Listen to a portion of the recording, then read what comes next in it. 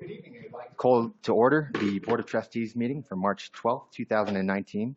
Will you please stand and join me in the Pledge of Allegiance? I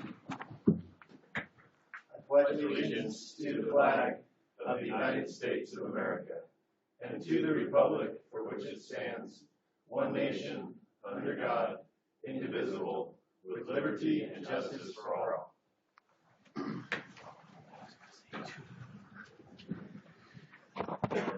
On our agenda tonight is, let's go with roll call next. If the clerk will call the roll. Mayor Karspeck. Here. Mayor Pro Tem Heineman. Here.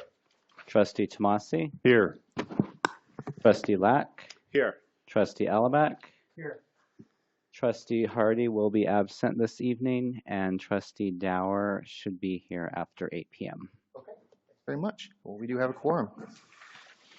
Next on the agenda is citizen participation, and this is for any items you would like to speak to that are not on the agenda tonight. And if you could please keep your comments to 3 minutes or less, it would be very much appreciated. First to sign up was Lynn Larson. And then we have your name and address, if you could please state it again for the record. Thank you. Good evening. My name is Lynn Larson. I live at 205 Hubble. First, I want to thank those of you on the dais up there who had the opportunity to respond to my letter of December 22nd. Your responses were, I found, instructive and informative. And I just want to talk about a couple of things. Well, one, just mention. One thing I learned was that in some cases we have a little bit of a generation gap between how we respond to things and how we deal with information and things. And I'm not going to go into that any further right here because I want to address the second issue. This town, as I understand it, exists almost entirely or entirely in its financial processes on sales tax. Now, many of us maybe have blinders because we think of the sales tax as what comes from that direct consumer business. The hardware store, for example, Bertha Pharmacy, Hayes Market, those kind of businesses. What I did learn is that our industrial district also at times provides sales tax input. And it got me to wondering what other sources of income from the industrial district or perhaps from the service industry, like the dentist and the barber, the veterinarian.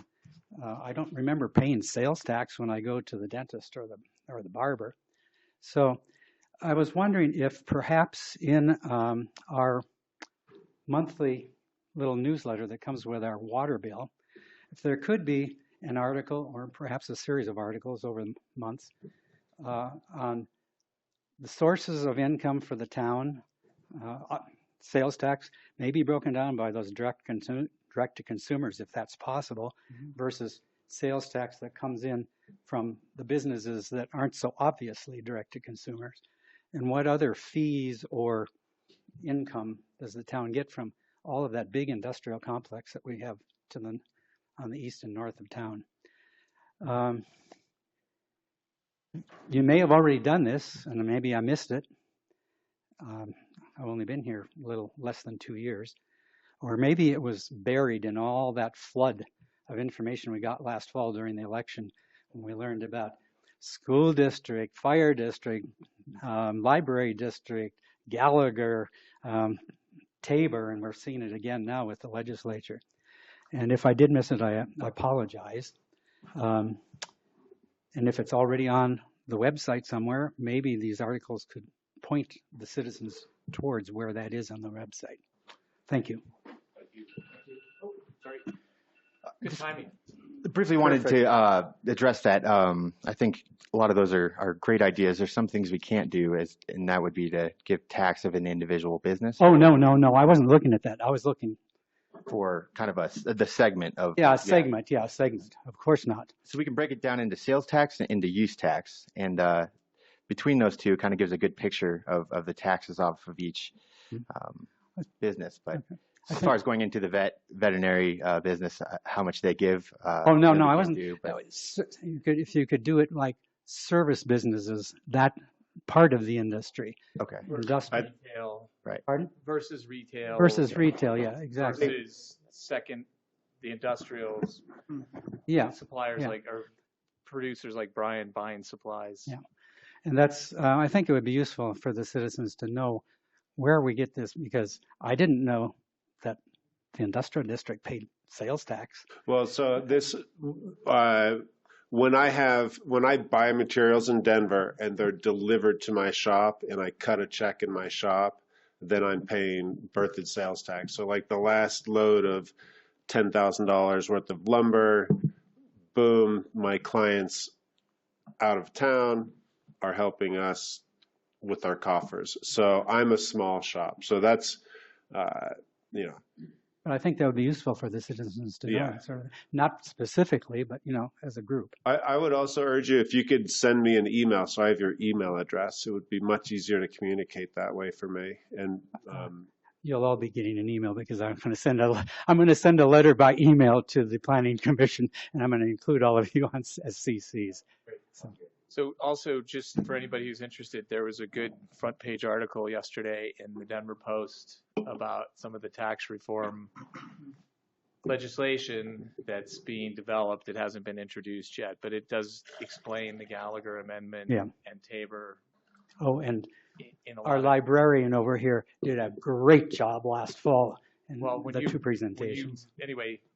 When you look into it, the combination of all the state laws and constitutional amendments are a really bad Yes. formula for us, for Colorado. thank you. Okay, Very thank you. much. Appreciate it. Thanks for coming out. Next is Lene Riquez.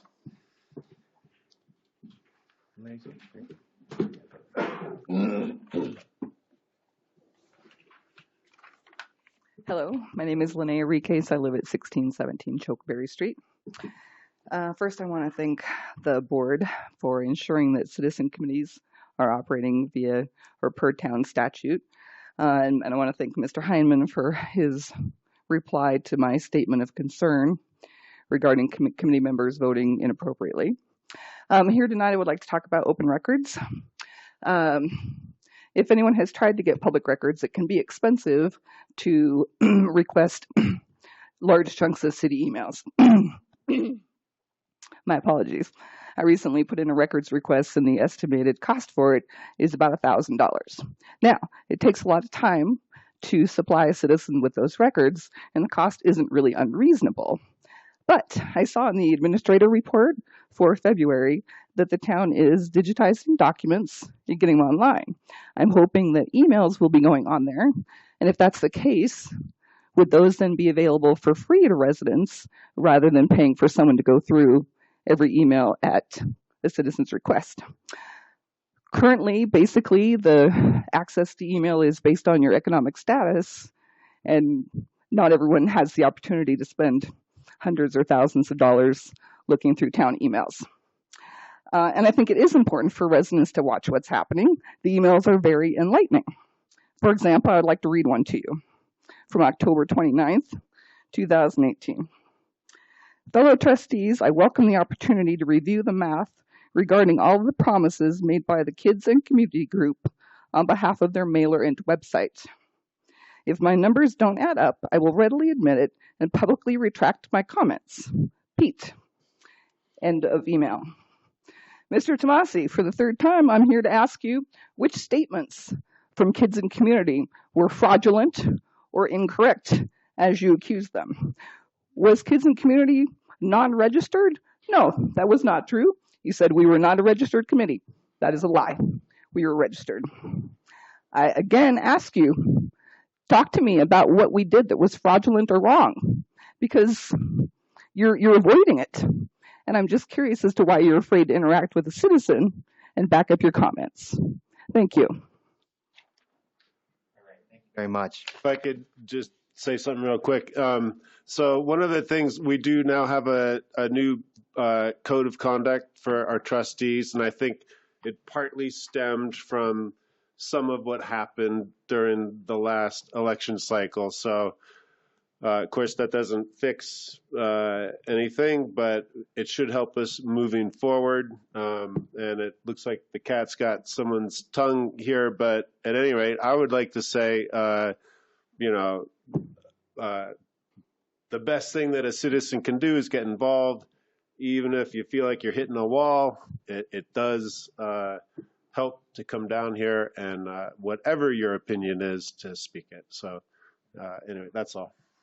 All right, thank you very much. I just had a question for Christian.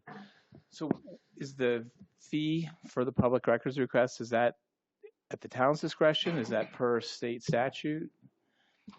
Fees for open records requests they're controlled and limited by state statute.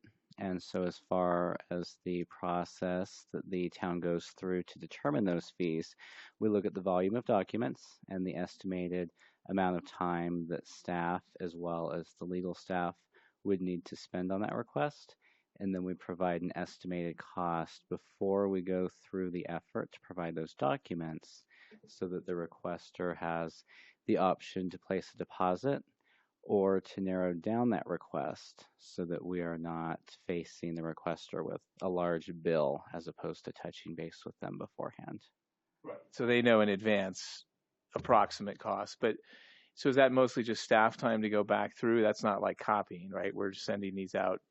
That is correct. It is staff time for emails to go through, organize, and then, of course, legal staff time to check the emails for privileged and confidential information that would not be subject to disclosure in accordance with the Open Records Act.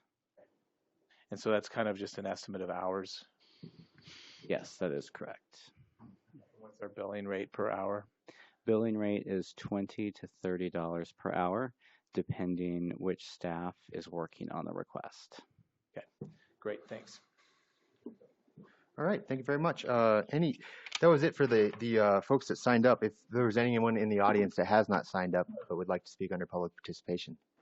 Okay, seeing none, we'll move on to our scheduled items for tonight. First is the consent agenda. Do the trustees have any questions or comments regarding items which are just basically minute approval? Yeah, just on page, right under citizen participation, just a quick, on the first sentence, Lynn Larson of Berthoud stated that his email he sent had not been replied to. It was a letter that was sent, I think, not an email. Might have actually done, just a letter. Okay, great. Okay, so thanks for the correction. Yeah, that's all I saw. Everything else looks good. Thanks. Can we correct that, clerk? We will make that correction for the final minutes before signing. Any other questions or comments? Is there a motion to approve? Sure, I'll make a motion to combine and approve the items on the consent agenda. I'll second. It's been a motion and been seconded. Any final discussion? All those in favor say aye. Aye. Any opposed say nay. Motion passes. Next is House of Neighborly Service presentation by Ginger Tomasi.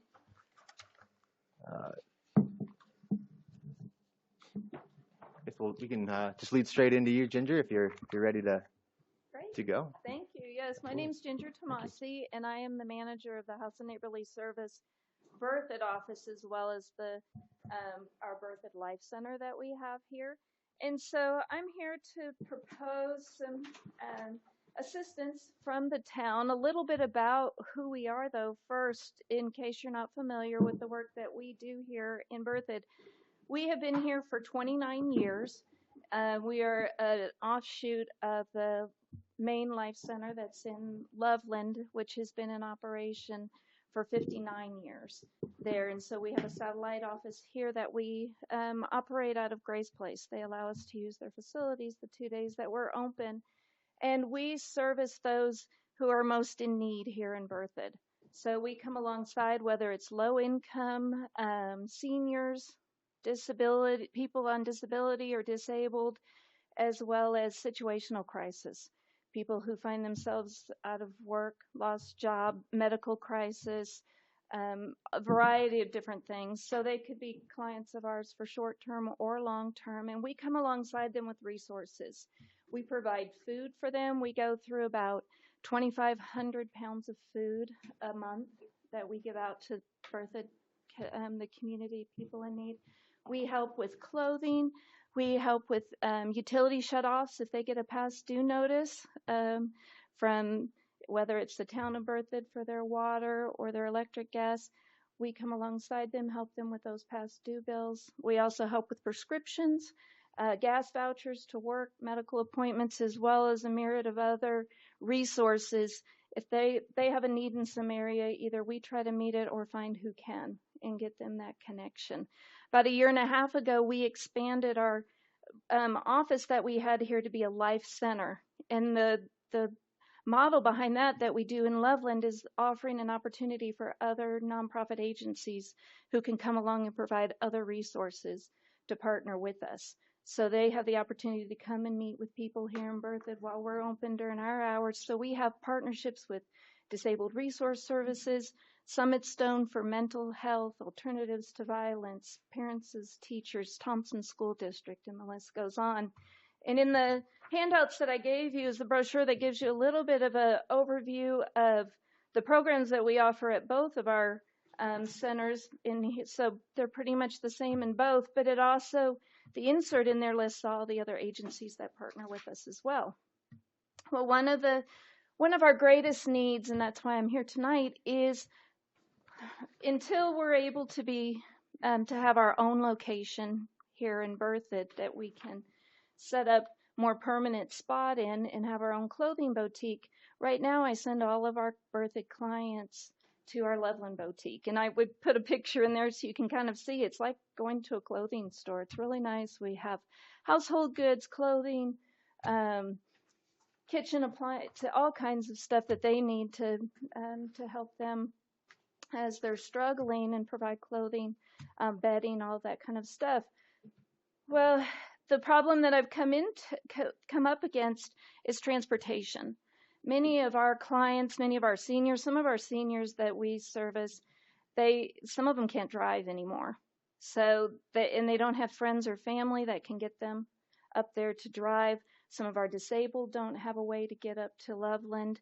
Many of our single moms and some of our families that we serve, they're trying to choose between paying rent, keeping the utilities on, food on the table and all that, and the cost for gas to go up there and back is prohibitive for them to be able to get up there and shop.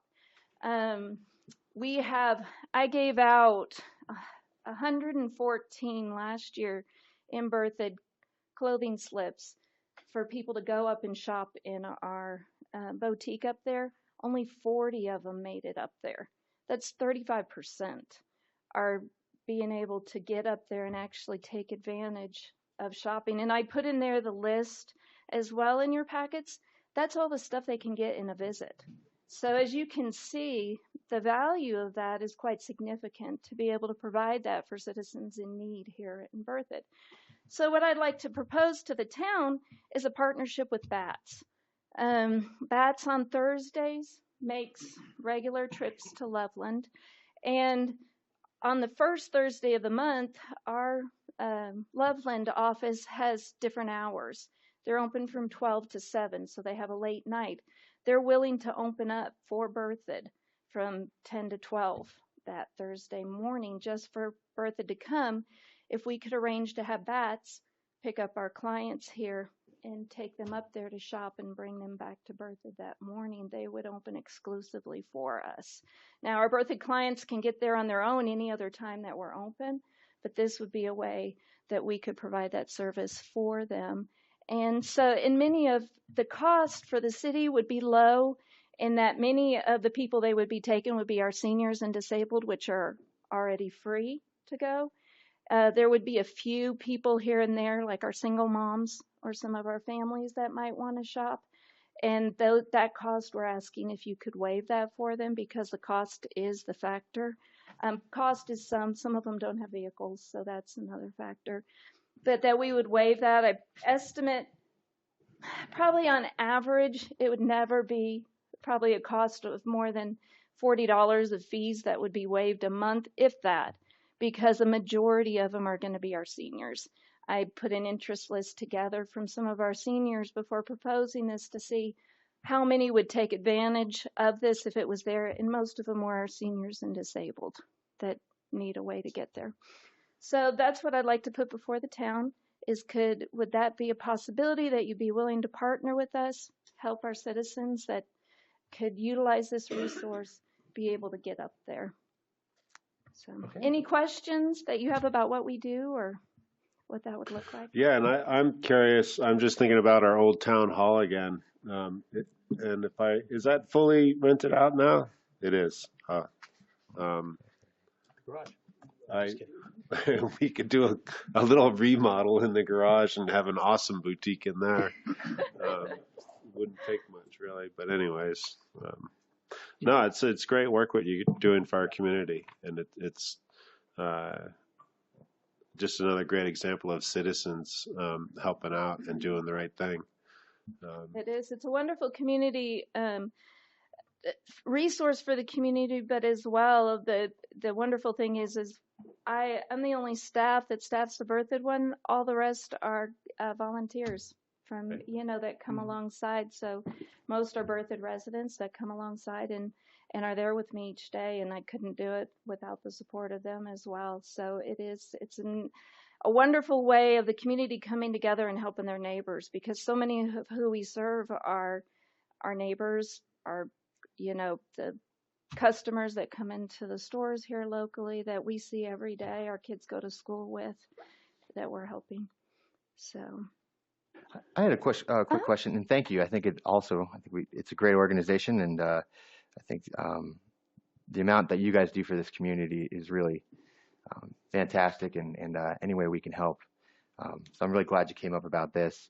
And you're looking for the first Thursday of every month? The first Thursday of every month, kind of the way it would more than likely work as I see it, of course, it'd be a conversation with BATS if this is approved to make sure they're scheduled, but I would have a sign up ahead of time throughout the month of all the clients that would need to go that month. And we would max it out. I could work with BATS as far as which vehicle is available and how many seats they have in there. I would have all my clients sign up, and then I could turn into BATS a list of their names, addresses, phone number, all the info. These are the people that are going that day. So they could pick them up. They'd take them up there. So it'd probably be like a 9:30 pickup. They'd be up at the boutique by 10. 11:30, BATS would pick them back up and drop them back off home, is kind of how I picture it, if that would. It's about an hour wait. They'd be waiting for. It'd be about an hour and a half for them to shop in the boutique. That'd give them plenty of time to shop and in there, because we have fitting rooms. They can try things on, make sure it's going to work for their family and stuff before they take it home. So I know BATS makes different trips back and forth. So if it would work in the cycle where they took them, they dropped them off, they came back, they were making, multiple trip, we'd definitely be willing to work with the time frame of how that would work best around the BATS schedule as well. But that morning would be ideal, because the Loveland office would dedicate that time specifically for Berthoud, so they wouldn't have any waiting. They could all just get in and shop. Okay. I'd like to hear from Chris. Yeah, sure. Yeah, I think practically speaking, the scheduling part isn't a difficult thing for us. We already, as Ms. Tomasi mentioned, BATS already goes to Loveland, and I think working our schedule and partnering with them once a month is an easy thing to do. The real question just is for the board, which I don't feel like I have the authority to waive, is the fee. And if you guys are comfortable with that. And maybe the question I have for Ms. Tomasi is how are clients qualified, or is there a qualification process? There is. They have to show us their income every month. They have to show us their last 30 days income. Unless they are a senior or disabled and they are on Social Security benefits, then we have their letter on file. And if you look in that packet that I gave you, I included in there the different levels that they have to be depending on the number of people in their family. So we operate at House of Neighborly Service at a 50% area median income. So our clients are at 50% or less of what the area median income is. Many of the people that will be using these services, like our seniors, don't even come close to that number.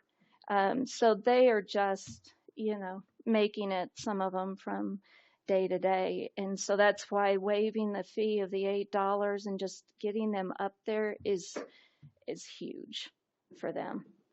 And for the board's benefit, that $8 is round trip. It's $4 there and $4 back, $4 one way. As Ms. Tomasi mentioned, anyone over 60 isn't required to pay a fare. We accept donations if they so choose or they're capable of doing that. But anyone over 60 doesn't have to. So what we'd be talking about is waiving the fees for anyone that I think would be qualified through the House of Neighborly Services or through some other assistance organization. Because we may want to extend this opportunity out rather than just as a kind of a one-time deal for House of Neighborly Services. But if somebody's on, some other kind of government assistance or whatever else, they might also qualify for reduced or no fare ride if that was something the board wanted to pursue. Well, that's what I was going to say was, so we've had similar issues with farmers market, habitat, I don't know, maybe not Historic birthday. preservation. Well, no, just once we offer a deal or waive fees for one group, we can't just offer it to one group. We need to offer that to any other group in similar circumstances, similar level of service. But I think if people are qualified or disabled or at that low income level, I would support waiving the fees for all of those people. Well, I think from a financial standpoint, as Ms. Tomasi mentioned, for the House of Neighborly Services, it's probably a very minor expense to the town. Right. And to be frank, BATS is heavily subsidized already, right? Rider fares don't cover the cost of providing the service. And so, the question becomes, where do you backfill that dollar amount from? And we're fortunate that we have the 1998 sales tax that can help fund transit operations. And if it was $40 a month, for a grand total of less than $500 a year, I think that would be an easy thing to cover out of that 1% fund if that's where we needed to pull it from. Right. And similarly, expanding that to other qualified people, if we could define what makes them qualified. And I think for us, that becomes the trick is it's easy if we're working with House of Neighborly Services, because if it's one of their clients and they've pre-qualified, then we can accept that. Maybe we just use their standards. Could be. And I think, for us, from an administrative standpoint, how do we require that? What kind of proof do we show? How long is that good for? That kind of thing. In this instance, again, I think it's easy for us to work with House of Neighborly Services, maybe any other, if you have a caseworker or a social worker that's assisting you with other assistance or something else through some other group, we could figure those details out, I think. But in general, working with House of Neighborly Services should be a very simple thing to do, and then we can talk about how to extend that out to similar groups or individuals that are in similar circumstances, if that's what the board wants to do. Yeah, and I think this is a good place for the board to start with this, to work with House of Neighborly Service, because they already have a rigorous criteria in order to become a client, and so we have that tool available to us. And it sounds like for $500 a year or so, we're able to help members of the community in need to get additional resources. Yeah, so and I'd like to see us certainly move forward with this. And then if other organizations want to piggyback on what's going on, we can address that as they come and have this conversation with them. Well, yeah, and I seem to recall, oh, sorry, Paul. Well, I was just going to say, I think rather than people randomly coming, I think this is a special circumstance, like people are saying, because you've already got people who are qualified. That makes it really easy. But I think in terms of general policy, I remember when I was on the board before, we used to have a budget item for helping organizations, charitable organizations in the community, and then each organization would come to us with a little proposal of what their request was. And it seemed to me that'd be a better process in the long term. I'd like to see it as part of our budget process. So we say, who is out here that's providing really important services for our community, and we partner with. That's why it's a little more systematic than just sort of randomly coming along. But I mean, this is a special one. I appreciate that, like has been said before, because people are pre-qualified. But I think there's this broader issue. If we know there's a lot of community needs here, we just had a presentation at our last meeting by this organization called A Little Help, and they're trying to help with transportation and things like that. So I think Berthoud is growing fast. There's some really urgent needs in the community, and I'd like us to think it more broadly as a part of our budget process at some point. And if I could interject in there, as well as you as a board are looking through this process, and as the town continues to grow and the needs are presented to you, reach out even to the city of Loveland. Our House and Neighborly Service in Loveland, the city contracts with us to do a lot of their screening. We screen for all their Chilson applications or Chilson low income fees. We give out their for their cult and their bus passes and all of that. We do the screening and hand out those. I believe there's a couple other places that they give those to as well. Habitat up there for Humanity we do vouchers for some of them. So we partner with the city and with other ones because we already have the screening in process and we have the guidelines that they have to show. And so it's easy for them to come alongside. We also do the City of Loveland's food and tax utility rebate program. They contract with us to do all their screening for that program. So I would encourage you to also reach out to them as you grow and you have questions about how to do that. They've been down this road and they have the transportation issues and the different ones, and they've found that partnering with ones that do it is a way because the process is already in place. Right. So makes sense. Yeah. Just to feed off that, I did contact City of Loveland regarding this, and they said if we had any troubles, Colt, that they might be able to, if we could get a bus somewhere in the region, then to take the Colt, a shuttle from there to the Loveland HNS. Right. The location is so close to Loveland's border that it almost doesn't make sense. So if we're taking the BATS bus out there, we might as well just drop your clients off. So I would agree that this is a great place to start.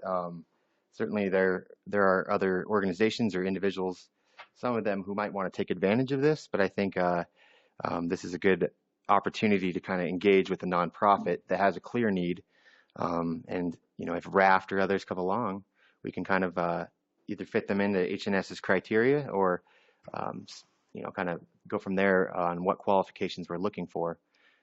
But for tonight, I think if we're all okay with waiving around $480 or having HNS work with Chris on the details, I think that would be a good place to start. Yeah, and I seem to recall part of the conversation when we went through this with other organizations are, what value do you add to our community? And that certainly is a big criterion, and I don't think anyone needs to, it's pretty obvious the value that these guys add for our town. So certainly they hit that goalpost. So I don't see a problem. Yeah, so I would support directing staff to work with House and Neighborly Service to get this set up, and then also to work to broaden the policy to include other, to make it available to other qualified people in the future. Okay. Everyone seem to agree with that? Anyone have a problem with that? No, I agree. Okay. I think this could be a good model for us. Great, I agree. Do you have any other final questions? Does everything seem clear from what we said? Absolutely, yeah. All right, great. Very good. Thank you very much. Thanks for you. coming out I tonight. appreciate your time. Okay. Next on our agenda is the employee handbook revisions. This will be presented by Cindy Leach. Great. And Cindy is our town finance director.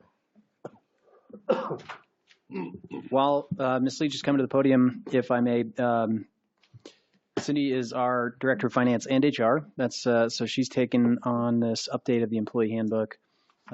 She'll walk you through some of the details. I do want to point out before we get there, this handbooks are typically an administrative function, and these personnel regulations. We felt like it was important for you to understand the direction that we're heading and the changes that we're making. And I don't want to steal her thunder, but when you get to the end, our recommendation will be that you approve the handbook, subject to allowing the town administrator to make future modifications as is needed for the efficient operation of the town.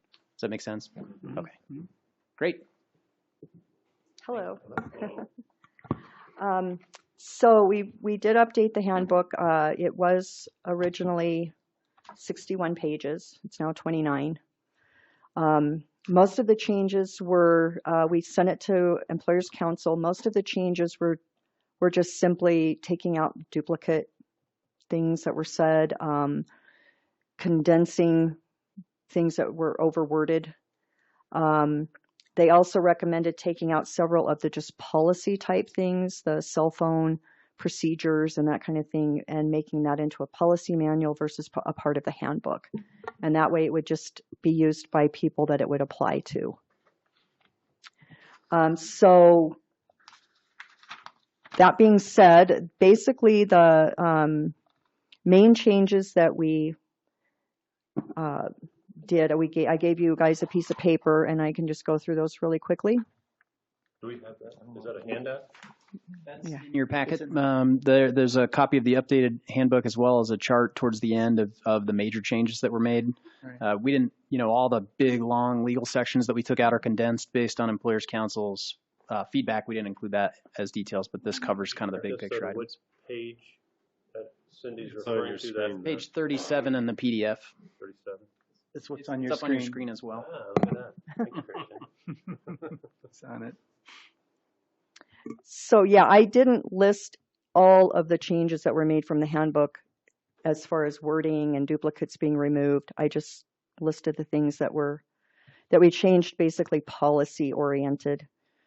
And so just briefly, longevity pay, we used to pay every first of the year to people that had been employed on January 1st, and we're changing that to pay on an anniversary date versus every first of the year.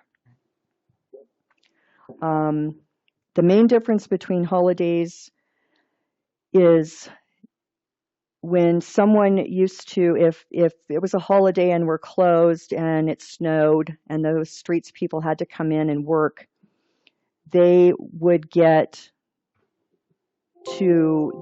whatever, an hour for an hour that they worked. And the difference is they would get time and a half for working on a holiday.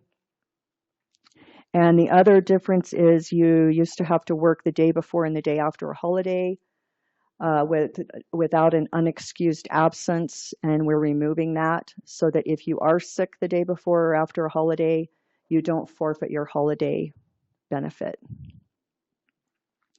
The floating holiday used to be just called a birthday holiday, and you would get 8 hours every year for a birthday holiday.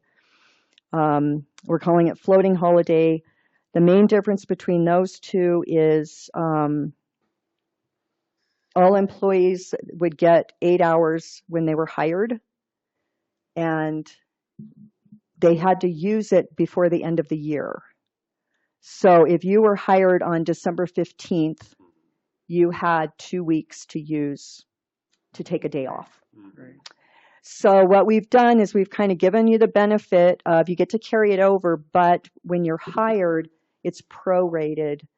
So if you're hired on basically December 1st, you would get maybe 0.75 of an hour. But then on January 1st, everybody that's employed gets 8 hours that they can use.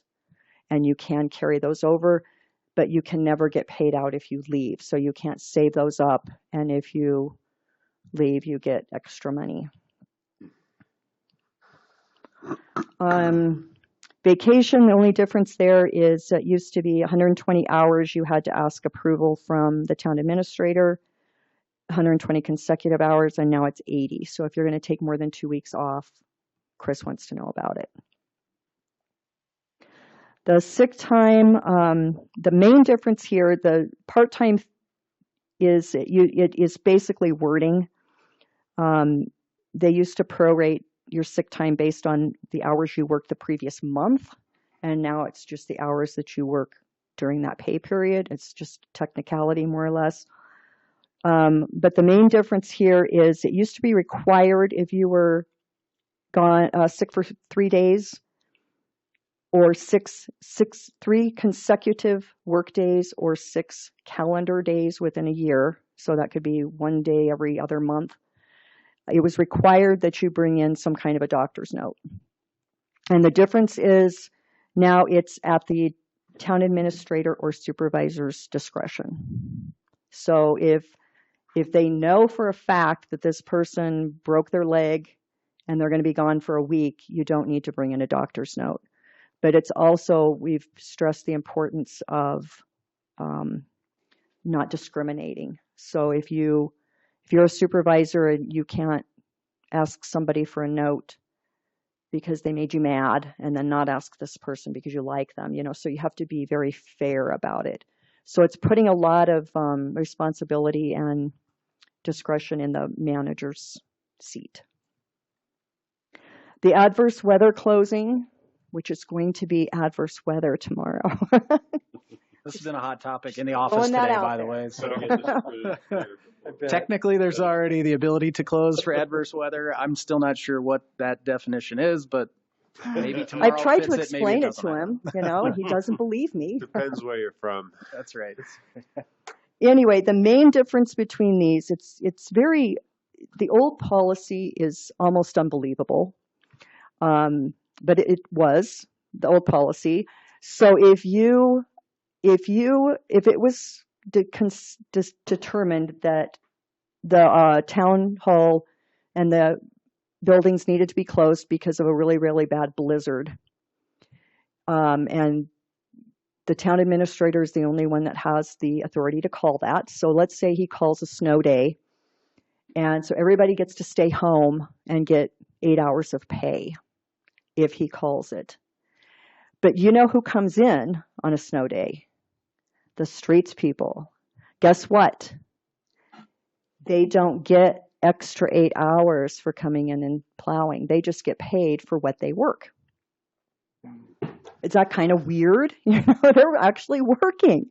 Yeah. So the difference here is that if a snow day is called, everybody is awarded 8 hours. If you're required to come in, you get paid for the hours that you work. And if you work 4 hours, you would get 4 hours of pay holiday, and the other 4 would be added to your floating holiday, so you get to take time off. Mm-hmm. Yeah, it's a little bit more fair. And we've got a propane generator on the roof, so if the power goes out. So those are kind of the basic ones. These other ones are kind of a little technical too. Employment of relatives or household members. We just defined that a little bit more to include, well, it's just a little bit more definition to include people that live together but maybe aren't necessarily married.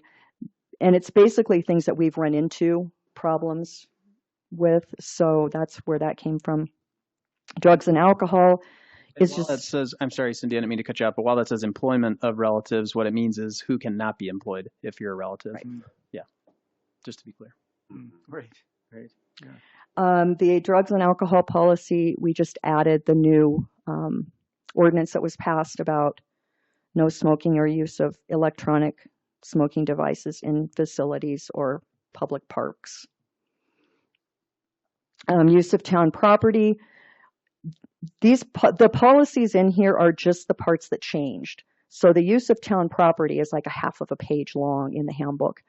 The only part that changed is it used to just say no smoking is permitted in town vehicles. It also says you must wear your seatbelt and all this kind of stuff, but that's the same. The only part that changed is now we're saying smoking or vaping is prohibited. Talking or texting on cell phones and other forms of distracted driving is prohibited.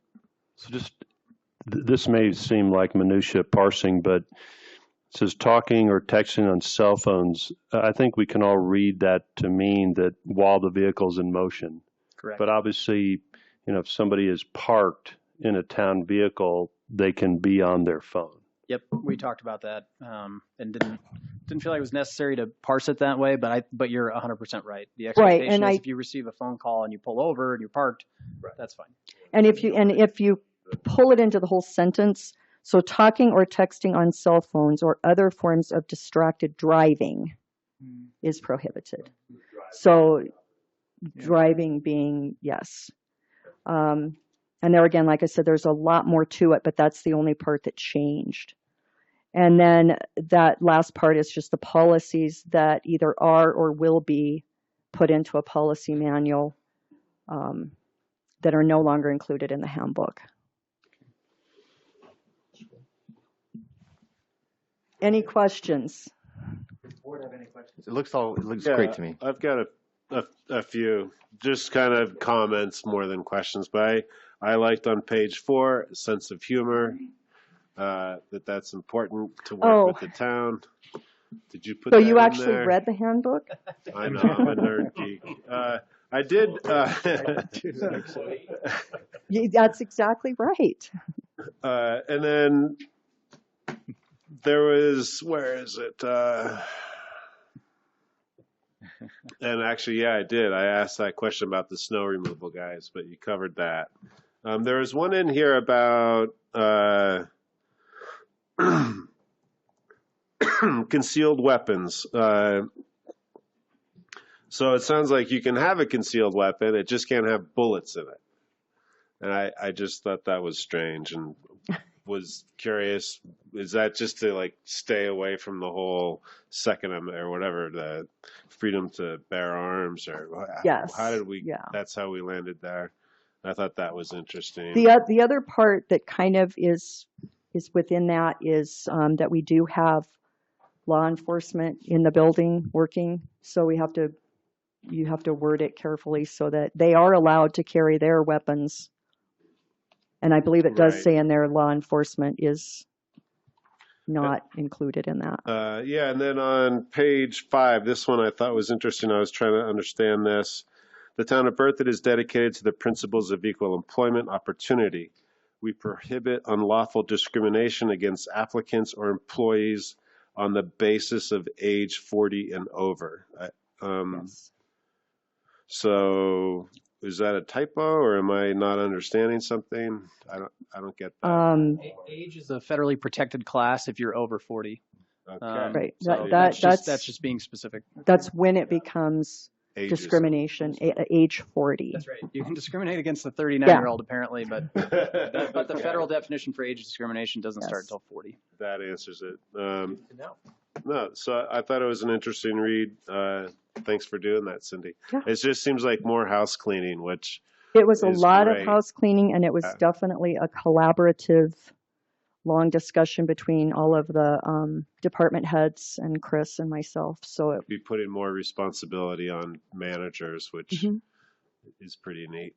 Yep. Yeah. That is absolutely true, and that was a lot of the conversation that we had. And in areas where we felt like there was some gray area, we wanted to make it clear that the managers and department heads and supervisors both have the responsibility and expectation to manage employees in the right way. So anyway, I think this does that, and it also helps to clarify some weird quirks in the old handbook that didn't make sense. So, And shortened it. Which, Good. you always have a problem with employees not reading the handbook, even though they sign that they received it and read it. Frankly, a lot of people don't, and the longer it is, the less chance they're going to read it. And so without reading it to them out loud, this is certainly going to help. So, Are you planning on putting this like on an audio book? yeah, so you can listen to it on your Audible while you drive. On your phone. Distracted driving. No, I'm. Yeah. You have to make that change unless you're listening to the handbook. That's right. All right. If there's is there any other questions, comments? I just comment too. I read the whole thing too, and I thought it reads a lot better. It's a lot clearer. Just as Chris said, I think it's a lot clearer, and he made some really good improvements. So Good. I think it's a really, really useful. We're anxious to revision. get started using it because we couldn't Right. officially hand it out until it was approved. So Right. No, it looks really good to me. So I'll make a motion to adopt the employee handbook revised as of February 12, 2019. I think we need to add that piece, though, Yeah. right? Subject to changes at the discretion of the town administrator. What he said. Subject. There's been a motion. It's been seconded. Any final discussion? All those in favor say aye. Aye. Any opposed say nay. Motion passes unanimously. Thank you very thank much. you. Thank you, Cindy. Awesome. All right. Let's move on to the Harvest Ridge preliminary plat, and this will be introduced by Community Development Director Kurt Fries.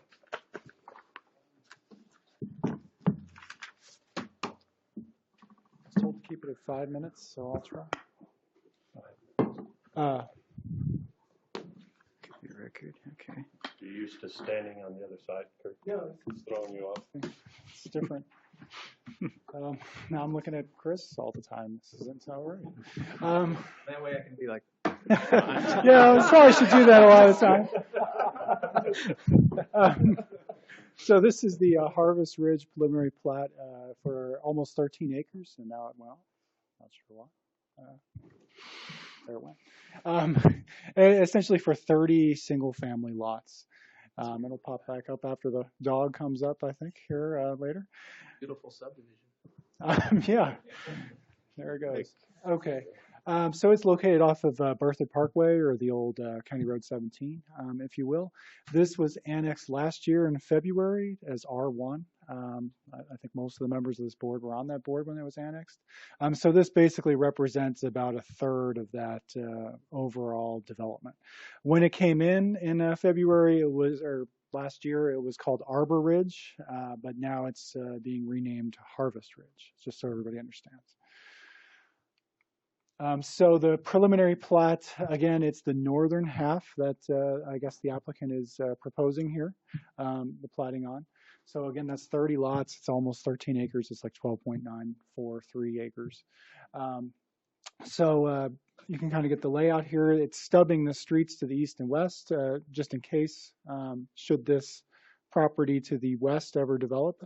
And Ludlow Farms is to the north. So Ludlow Farms is that big yellow section to the north. And the overlook is actually, which is also a PUD approved for development in the town, is to the east. So that's also in yellow. The properties that are not highlighted in yellow are in the county, just so everybody understands. So it's kind of abutting those two big developments. And now this is not working either. There we go. And so you see they also have that north-south stub into Ludlow Farms, should that ever develop, and the east-west stub also. You know, it's pretty basic development. You know, it's a single-family estate lot development. All the lots are over 10,000 square feet. So this is unique to Berthoud right now, except for this section of Heron Lakes around the golf course. We really haven't seen any estate lots in a long time. So it is a bit of a different development pattern, at least for this northern end.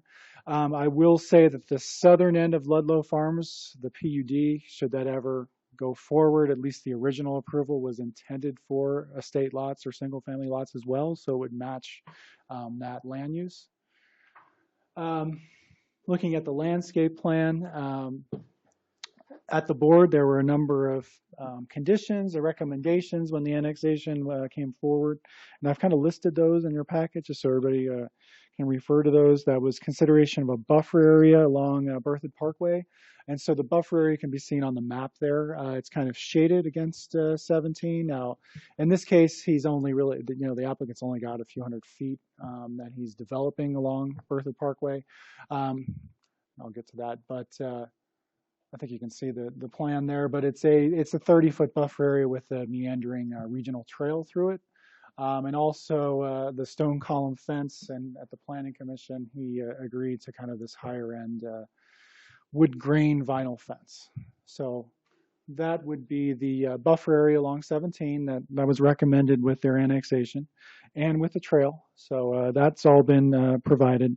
There was consideration of R2 similar use along the southern end. At this phase is just for purely estate lots. So that's, I guess, not really part of this proposal. Strong consideration of providing an irrigation easement to the property to the south. I guess to give you a little bit of background for the people that were not here, the four kind of large parcels, you can see the teal that we're talking about, were all owned by the same family members. Right now, I think 3 of them are owned by family members, and 1 of them was sold to another entity, the one directly to the west. They were farming, and the brother to the south is still farming his property, so he desired a irrigation easement to continue farming. With the farm, oh God, what's the farm that the county just bought? I'm blanking on it. Malcho Farm. So there is some, you know, basically they can keep farming it because of the purchase of the Malcho Farm, and so that's a positive, I think, for Berthoud. But anyway, he would like to continue to farm this. And with a previous action, the applicant provided a 10-foot easement. But it's actually on the next phase was where the easement starts, because there's a ridge line. And I'll get to that a little later. So that 10-foot easement has been provided, and I believe the applicant is also committed at the Planning Commission that he's going to basically underground that. He's going to pipe it. So the the brother to the south no longer has to lay the pipe himself, which is obviously a bit difficult. And I'm sure the applicant can maybe discuss that as well. There was also consideration of the view corridor, and that the applicant basically considers sidewalks and pedestrian walkways to integrate with the pedestrian regional trails. I'm sorry. The original plan was purely a state lot with either attached sidewalk or no sidewalk at the concept plan, and I think that was the recommendation of the board, is you wanted the detached sidewalk. Sorry, I'm flipping around so much, but as you see on the street sections, they have provided the traditional detached sidewalk and the trail system. And also consideration of an option street in the east-west-south streets for future connectivity. They've provided some soft curves on that. I guess a few other things I should mention is they're providing a trail along the ridge line, which is also where the drainage basically ditch is right now. That's really the hatched area to the south of this picture. So all that hatched area to the south, that'll be a trail. It also is the ridge line. And that trail will connect back into the kind of the eastern portion of that subdivision. You can kind of see another little outlot. That's a trail connection. Right now, that is a house there's some, I guess, complications with the original owners that still own this whole property, with them moving when this development starts. And when that starts, I believe the park will be extended into that, and the trail will be extended into that area. Right now it has a grove of trees, if everybody's passed it, and a farmhouse. So that's going to be incorporated into their development. I'm trying to think what else. With the new subdivision identity standards, so we've talked about, that's why we talked about the fence and providing the higher end fence. So the stone columns, the higher end fence, the buffer area, the trails. I believe they're also going to do a higher end sign. So all of those things are providing them points that easily meet our new standards. So also they're going to try to preserve the trees, if I understand, and that also gets them points. So they definitely meet all the subdivision standards, the new amenity standards, essentially. Next is, I guess, the requirements for a preliminary plat. Kurt, Sure. do you want to talk through the requested street layout change? Oh, sure. I didn't get to that, and that was, I hope I put it in here. Did I? Oh, yes, here it is. Sorry, I was coming at the end, and I recommended this.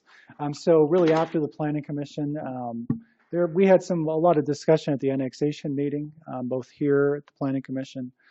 And a little bit of discussion at the preliminary plat meeting is trying to get away from long cul-de-sacs.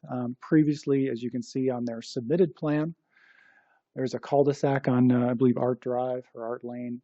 It's a long cul-de-sac, but it does meet the fire code, so it would meet our standard. But I think everybody preferred a more functional layout. Because our applicant is also an engineer, he was able to kind of draw this up. And since he's already done the engineering on this, I understand it works actually better with the drainage, and he's comfortable at the final plat just making a few changes. It doesn't change any density or really any lot line in any major way. So staff would prefer this, eliminating that long cul-de-sac. So that would be a recommendation that, essentially when they go to final plat, it should look exactly like what I'm showing here.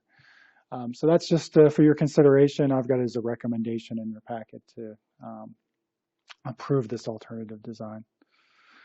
And then looking at the findings, there's 6 findings, and they kind of repeat themselves in our code. I should probably change that. But one, does it represent a functional system of land use that is consistent with basically the code? I think we felt that this was all very functional. There's quite a bit of open space, even subtracting the detention pond. Especially with the new layout of the street, I don't think we have any issues with and also stubbing the streets for future development. That's everything we could ask for. 2, the application incorporates the town's recommendations and any conditions of approval. I've listed all of those things that were recommendations or conditions at the town board approval process. So I think he has satisfied, or the applicant has satisfied all of those conditions. 3, the land use mix conforms to the zoning district map and preferred land use plan. So I'll get to that. And this was the concept plan. I forgot to look at that originally. So you can see it roughly meets what you discussed last year, with the benefit of eliminating that really long cul-de-sac that was along that ridge line before. But the zoning is R1, the yellow, anything in yellow is R1. So R1 is just single family residential and, just a few conditional uses that you can do in single family houses. So, these are all estate single family lot houses. So it definitely meets the zoning ordinance. And then the preferred land use is also for kind of the lower density single family residential, which is also the yellow there. So it definitely meets that. 4, the utility and transportation design is adequate given the existing planning capacities of that system. I've talked about the streets. The applicant's going to have to extend some of the water and sewer at his expense, not at the town's expense. It definitely will meet that standard. That's already been reviewed by JVA. They find that it will work. And also that, as this project grows, as it gets larger, they're likely going to have to put it in a turn lane off of Berthoud Parkway. Right now with 30 lots, it doesn't have that trigger with the traffic study, but likely the next phase will probably make that trigger. We'll probably hit that trigger, and that'll also be at the applicant's expense. So 5, negative impacts on the adjacent land uses. We've talked about the 30-foot buffer area. There's also a smaller buffer area along the north that you can also see on the hatched line from Ludlow Farms. So really, he's providing 2 buffer areas to the property. And 6, there's a need or desirability within the community for the applicant's development to help achieve a balance of land use or housing types. So we've been talking a lot about attainable housing, and in this case, we really don't have any. Strangely, we really don't have any just large lot, estate lot subdivisions. So this is providing, something that the town lacks. That's really only found in the county right now. So I guess it would meet, it would provide a product. We really just don't see much. So with that, it was approved with a 7-0 vote at the February 28th Planning Commission meeting. You've got the minutes in your packet. This was part of the new process. So I think you have the map and everything in your packet. So everybody within 500 feet received notice. They also received notice immediately when the applicant submitted their plan, and in each stage of the plan, they were allowed to comment. In this case, really the only person that commented was the brother to the south, and that was about the drainage easement. But you can see in your packet who was getting noticed, and also had the larger kind of yellow sign on it as well. So those were changes we made in October. And that's all I have. So there are three recommendations, I guess, staff has that were approved by the Planning Commission. That is the trail connection along that farmhouse property, that it's, any future phases that has to be completed. The wood vinyl fence for the satisfaction of that new amenity or subdivision identity credit, and recommendation of the new road layout eliminating the cul-de-sac. So that's what I have, and I'll turn it over to you. Thanks. And this would be any questions for Kurt, if you have any, before we ask the applicant. I have a quick question regarding the path up front, bordering County Road 17. That is concrete, correct? Correct. Okay, thanks. It's 8 foot, and it was not required in our port plan. So typically we require the regional trail with the port plan, but in this case, because the Ludlow Farms, I think everybody thought that would be a good trail corridor as well. So. Yeah, I had a bunch of questions. Yeah, the trail is what I really wanted to know a little bit more about. In the packet, we had that old comp plan map, which I think is pretty out of date, so I couldn't really understand how that related to this project. And I thought we have an approved trails plan from Stanley Consultants, right? That's true, but that's true. It didn't get well, we still have the comp plan, trail plan. Well, this is a suggestion. I think that might make it clear, because what I think would be really helpful with these kind of proposals is to say, how is this trail envisioned to connect to the system. That would really help a lot. And actually, just explanation tonight has been good because I wasn't entirely clear on that trail along the ditch either. And then how we came up with 8 foot. I don't know if do we have design standards for trails now? Our Yeah, go ahead. sorry, our trails master plan talks about local trails being 8 foot wide concrete Okay. and regional trails being 10 foot wide concrete.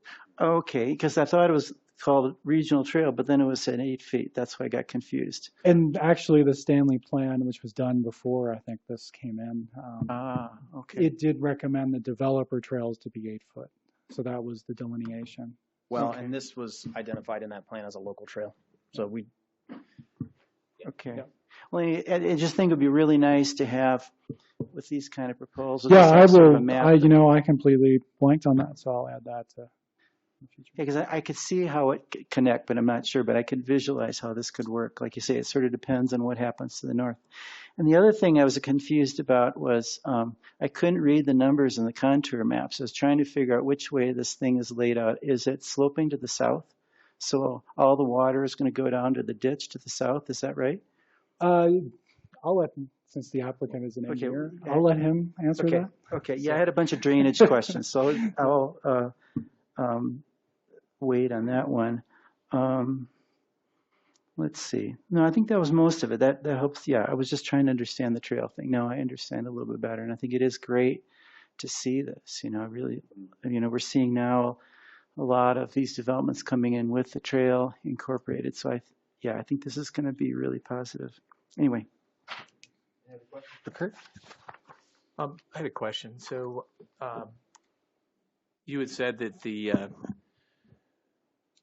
I guess staff is accepting the vinyl fence, but the section you put in here says that vinyl fence doesn't qualify. Yes, we talked about this at the Planning Commission. I think the Planning Commission felt like this higher end fence was suitable. I would meet the spirit of the code since it's. Okay, well, the code says really specifically vinyl fencing will not be eligible for element credit. Correct, it does. And that's why I took that to them. I suppose you can accept their recommendation. That's why it's in the recommendations or not. Well, I guess my only point is we shouldn't have a black and white statement like that if we're going to give exceptions to the first development that comes under the new standards. But that's an observation. So anyway, I was just clarifying that that's what the code said. Is there a reason? So the trail on the south end is directly adjacent to the property lines as opposed to being out in the middle of the buffer or on the edge of the buffer. So if you imagine a bunch of 6-foot fences along that property line, the trail is right next to those. Was there a reason for that? Or is that is that a very specific, is that really where the trail is going to be, or could the trail move to the south? I would defer to the applicant, but. Okay. What are our park requirements for something like this? Since we just had a big, long discussion about a park for 20 habitat homes, this is going to be 100 homes pretty isolated from the rest of town. So what is the town's current code requirements for parks for neighborhood parks built by the developer or the HOA in neighborhoods like this? So you have to provide amenities, and obviously neighborhood parks or the more regional park or the grassed or turfed open space or detention pond, those all get extra credit. So does the trails. You have to have so many points. So there's that, which they would meet. But otherwise, the policy we've been following is, essentially we're taking fees in lieu for those parks. So we're requiring the park, but we're not requiring the park, but we're charging for the park because we don't want to accept it. So everyone's paying as if they were providing a park. I think the simple answer to your question is there is no standard for parks that you're referencing. There is no requirement to build a park based on a certain number of homes. We have talked about, so the way the subdivision identity standards are written, you can get credit for building a park and you have to meet a certain point total in those subdivision identity standards in the code you could do that in a variety of ways. A park is one of them, but it's not a requirement. We have drafted some park standards internally that we're going back and forth between Kurt and Jeremy and I about if you're going to provide a park in the subdivision identity standards, what then qualifies as a park? Can you just say, well, I put in a 10,000 square feet of sod and I get to count that? And I think the answer to that is no. And so we need to provide some guidance about what counts as a park. But today there is no specific requirement. Well, actually, there is a park dedication requirement. Correct, but not like you have to put in a playground and a bench. Yeah, and that's what I guess where the confusion with mine. So you have to dedicate the land, but no one is dedicating the land. They're paying the impact fee, the fee in lieu. But so like for neighborhoods that were approved in the past, like Heritage Ridge, which has HOA parks, that was they not provided a those on their own. That wasn't a requirement of the town. They provided those on their own. Correct. Yeah. Is there any plan that you know of for pedestrian connectivity from this to existing town or to Hillsdale? Well, the idea, that's why we were requiring the 17 trail, was to connect to Ludlow Farms or even across the street to Overlook, which I understand a developer just purchased. Until those happen, this sidewalk would end at the edge of this property. Correct. And from there to Spartan or there across private land over to Hillsdale would be no connection. Correct.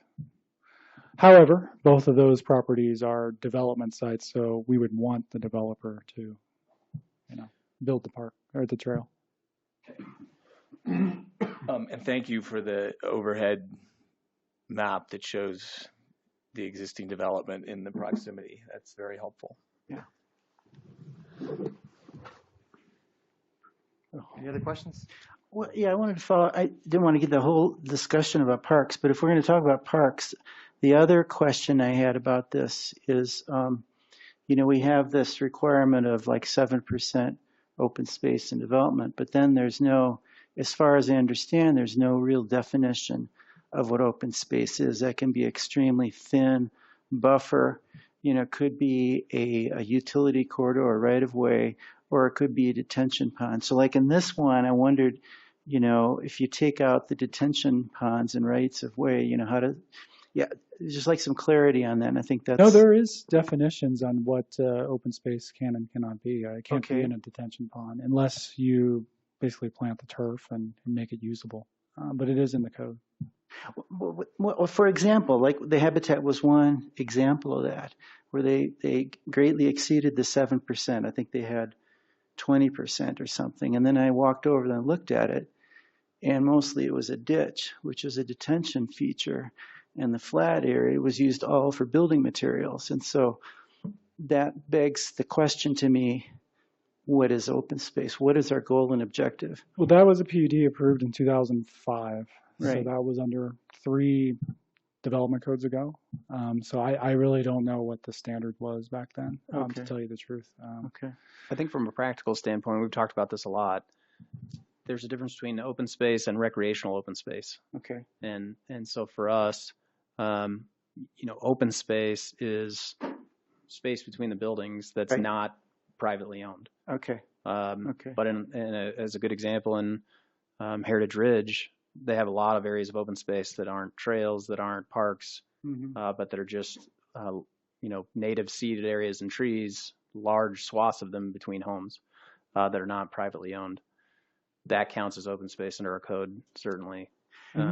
It's actually titled as functional. It has to be functional open space, and it has a list of requirements. We actually talked about it last year, and you talked. I think you. I've been bothered by it all along. I mean, I would really like us to have a discussion on that and clarify that, because I think this was very interesting what Chris just said. Because to me, open space should have a goal, and there's several common goals we use in county open spaces. For example, there can be a conservation goal, which would be met by having native grasses, planting trees, things like that. There's a recreation goal, which could be facilities or trails, and there could be a water retention, water quality goal.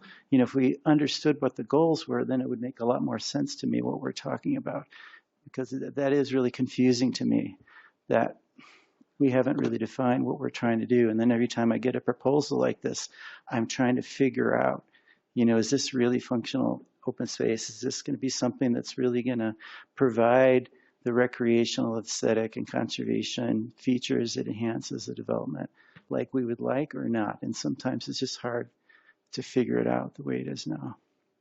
I mean, this looks like a good proposal, but it just opens this question. Can we do this in a simpler way that make it maybe clearer for developers and then easier for us to evaluate as well? Maybe this is a topic for future discussion. Well, I think that's probably true, yeah. Well, no, to follow up on that, somewhere in here, I'm trying to find it. You said somewhere that this project has 17% Open space. open Yeah. space, including the detention. But I Right. thought you just said a minute ago that the detention doesn't count. So It what's doesn't count as so part what of the is 7%. the percentage without the? I believe it's almost 10%. It's like 9.9%, 9.8%. It's on the landscape plan. I'll have to get my eyeglasses We out talk there. about percentage of open space. We shouldn't mention the detention if it doesn't count. Yeah, I suppose that's true. That's true. Unless the detention, it was built in such a way for recreation. Sometimes they'll do that. They'll take a detention area and they're intending on irrigating and mowing it and making it a park. Exactly. So there has to be a distinction there. Yeah. I like that, and I think that is a topic for future discussion, but very important because they have multiple reasons, and kind of we're getting these and not at the top of the new concept plan. It says proposed detention pond / open space. So I agree with some of that confusion there. Yeah, it would be 9.6%. Thanks. And Kurt, this did have a traffic study, correct? Yes. Okay. And there was nothing brought up about the ridge being right there. There's been a pretty significant accident there. I believe the comment was this would be the most appropriate location for the access point with sight distance. Yeah. So, and again, the big comment at the Planning Commission is, when is a turn lane triggered, and it's going to be based on their, a few more lots. So this traffic study doesn't take into account Ludlow or the build out of all the other developments, does it? No, it takes into account anything that's been approved. Like when it's full. Anything that's been approved, and Ludlow was approved for, I think, 1,250 dwelling units, in their original PUD. Okay. So right now, the right of way on County Road 17 would allow for future turn lanes. Yes, he's dedicated extra right away as part of this request, and I think he understands his next and he already did a minor subdivision on this to dedicate that right away. Right. So if and when the turn lanes need to be added, that has been planned for. Correct. The right of way is there. Okay. Thanks. Any other questions for Kurt? Okay, thanks very much. We pass it on to the applicant, if possible.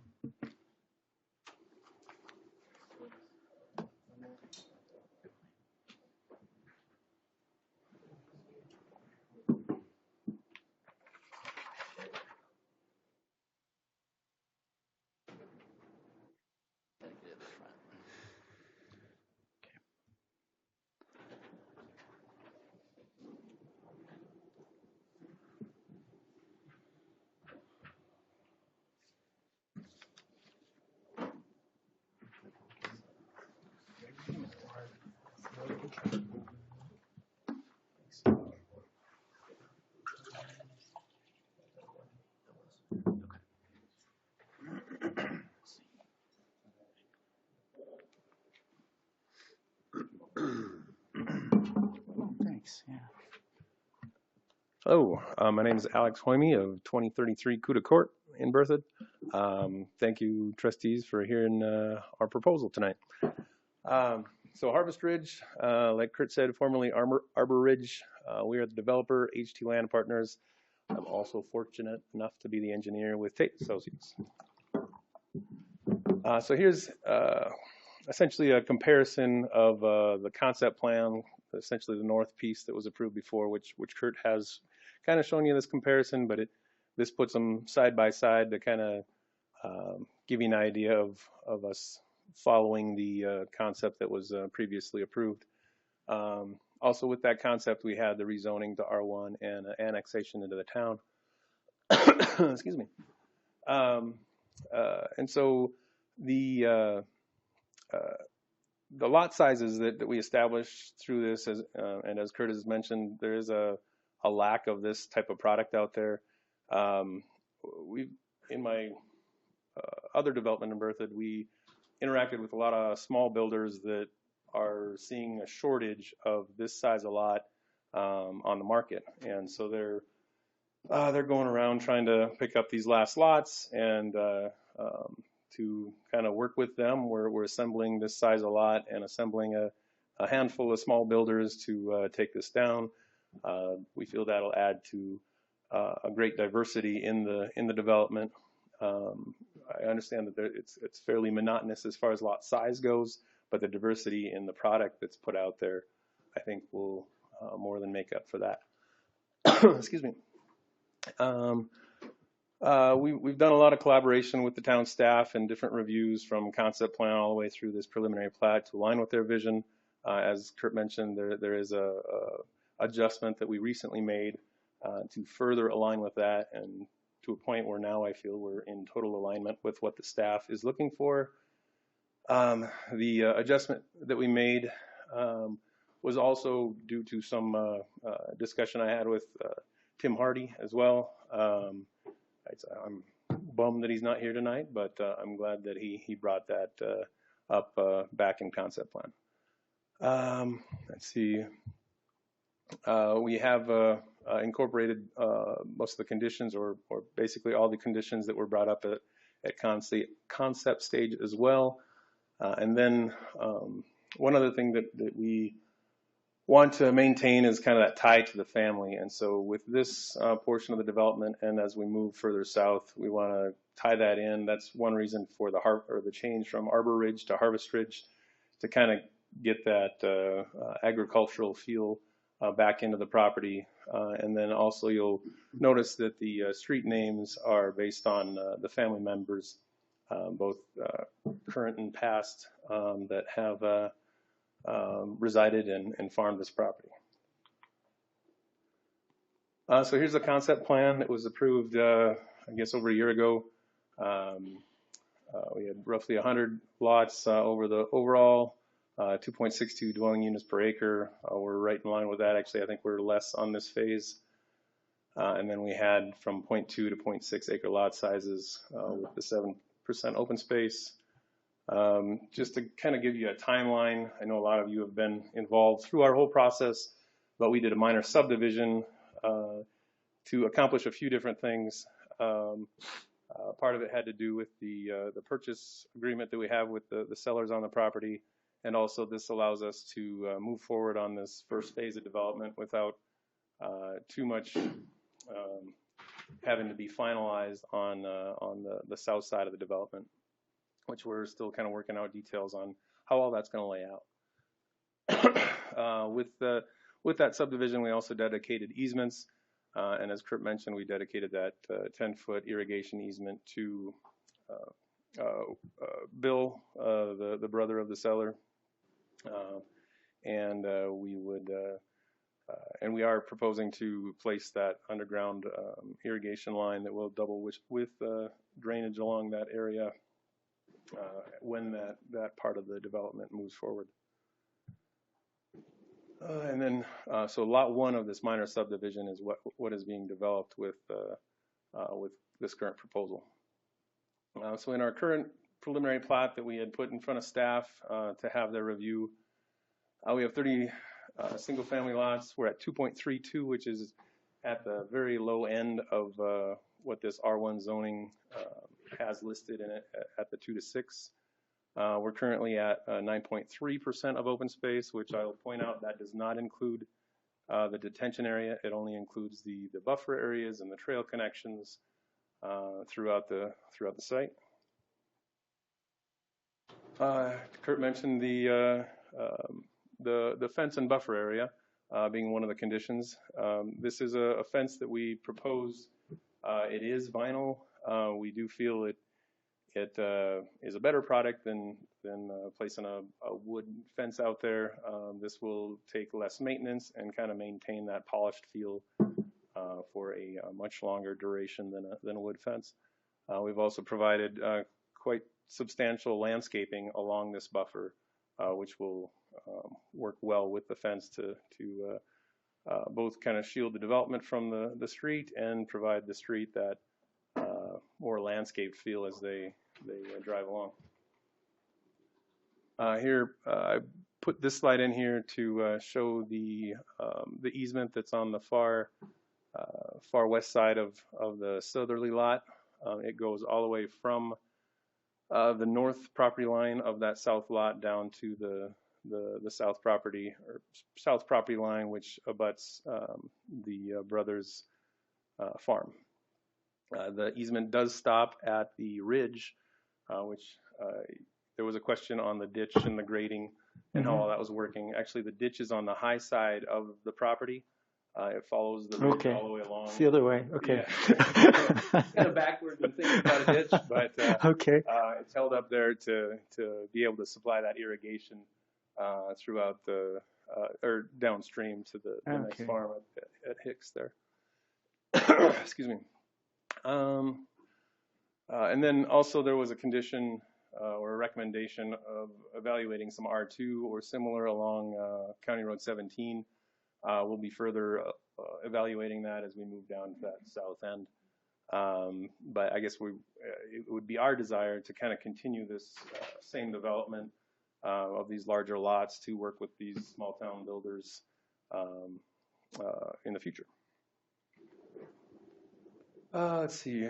The view corridor was to be considered on the east-west streets. We have kind of straightened them out.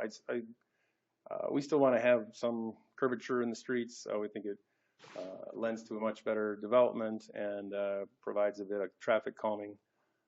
And so we have straightened those out slightly compared to the initial concept plan. Also, we've made several connections, and some of these are somewhat dead-end connections now, but as things develop further with our development and development surrounding us, I think the trails will be a great addition to the town. Let's see, and then T intersections, we had more curved roads with T's coming into it, but we've made for a bit more grid-like pattern with our current layout that's being evaluated tonight. Then another condition was the matching the town street section. We were, in order to try to keep costs down and avoid metro districts and kind of provide that value to the end user and the builder, we were proposing to have parking on only one side and attached sidewalks. We got the message from the town that is not what was wanted, and so we have incorporated this full section into the development. So here's what Kurt also mentioned on. We felt that this would be a good solution to the staff's concern. They've mentioned for some time that they prefer not to have the dead end cul-de-sac. They have acknowledged that it's within code and it is something that they can work with, but we did come through after the last round of review and propose this alternative, and it seems that everybody is on board. It also, so one other advantage of this is it improves future traffic flow. We would like to push the majority of traffic to our southern access point, which is coming along in the future. That is a much better access for the majority of the development. We have looked at site distance the site distance at the access we currently have, and it does meet standards and is acceptable to, with that ridge coming, or with the traffic coming over the ridge. And so that has been looked at for sure. And then there were some concepts that we had laid out in the initial concept plan that we had presented to the town, not necessarily the one that got approved, but some of our initial concepts had a road coming down the center of the development as opposed to the far west side. And I think that'll add to that south development with more looped road options and kind of break up the neighborhood a little more. So here's our preliminary grading plan. So obviously we want to follow the existing grades of the current topography. And so this does flow from south to north. It will, all the drainage will be captured into the storm drain system, routed into the detention pond, be treated, detained, and then we have worked with Ludlow on extending an easement through his property to serve our property with both that storm drain release and sewer release.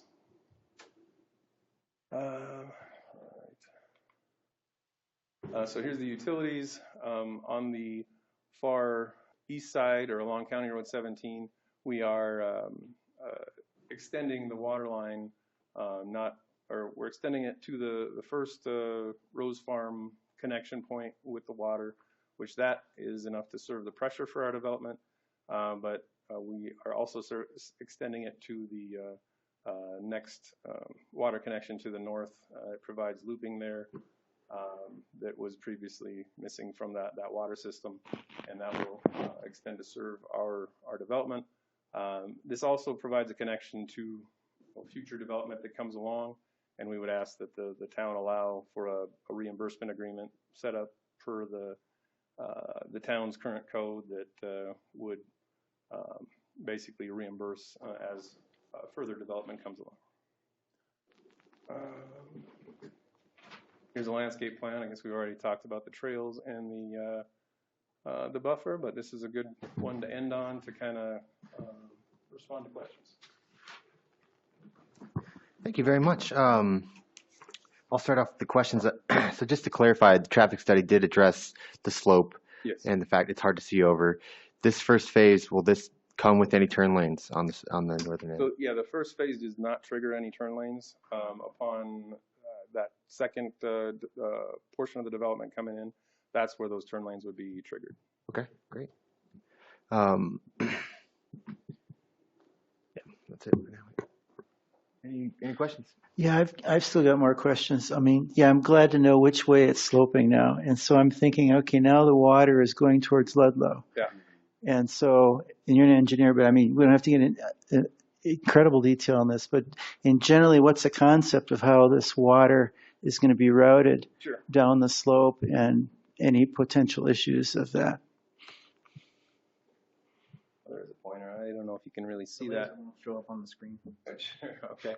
And so you can kind of see where the trail connection comes from the roadway down south to the current Lot 2 property. Oh, right. Okay. Yeah, there you go. On the upper left-hand corner. Yeah, it's coming down. So here's about the ridge point at that Right. trail connection. Right. And so from there, the street slopes east and west at that ridge. There's two inlets right before the flow would hit Larimer County Road 17, or Bertha Parkway. Hey, Alex. Sorry, I think you need to use the all right. microphone because people at home That's a good can't hear point. you. Well, Christian's also using this cursor to. All right. follow along. Thank you, Kristen. Okay. All right. So back up again. I didn't follow that. all right. We should get a pointer that allows you to utilize it. Sure. Or is there a way to control it from this laptop here? I think that's what I did during the planning commission. Not right now. Okay. Do your best. Well, I will talk through it. All right. So that the open space area that has the trail connection down to the south, or heading down from the south. That's next to Lot 1 and Lot. Next to Lot 3 and 4 Okay. of Block 3. Yeah, right there. Okay. So that's where the property kind of naturally ridges. And so we'll break up the drainage going east and west at that point. The flow that goes to the east will be captured by inlets before entering Berthoud Parkway. That gets piped through the open space going north, and then is also runs along the backside in a underground pipe along the backside of those lots to collect both the lot flow and convey that public flow all the way down to the detention pond. tract A, up in the northwest Northwest Correct, corner. along the north, yeah. So Okay. the flow goes along the north But that's buffer area. underground storm drainage to that detention pond? Correct. And so that, all that, we have inlets positioned along the backsides of those lots to be collected into swales, drained down to the inlets and be routed off to the pond. And then the flow that is, or the stormwater that falls to the west of that ridge will flow into inlets more adjacent to the pond, kind of at that T intersection where the Sarah Lynn label is, and then also further to the west. Okay. And that will be directed into the detention pond and treated and detained and released at historic rates. And then also Art Drive and William Way all flow down to those inlets as well. And so there's quite a bit of drop across the site, and so there's plenty of fall to convey that drainage within the street section to those inlets. Right, so everything from lot 4 Mm-hmm. west goes to the northwest detention pond. Everything from lot 3 drains over to Berthoud Parkway and then goes north down to Dry Creek. No, it's collected and actually directed back to the detention pond. So everything is detained and treated on site. Okay. So, all right, so everything from lot 3 to the east still goes to the detention pond in the northwest corner. Right. Okay. Yeah, and it's, you know, it's kind of hard to tell without knowing all the grades on those contours, but the road is substantially higher than the pond down on the northwest. Okay. Okay.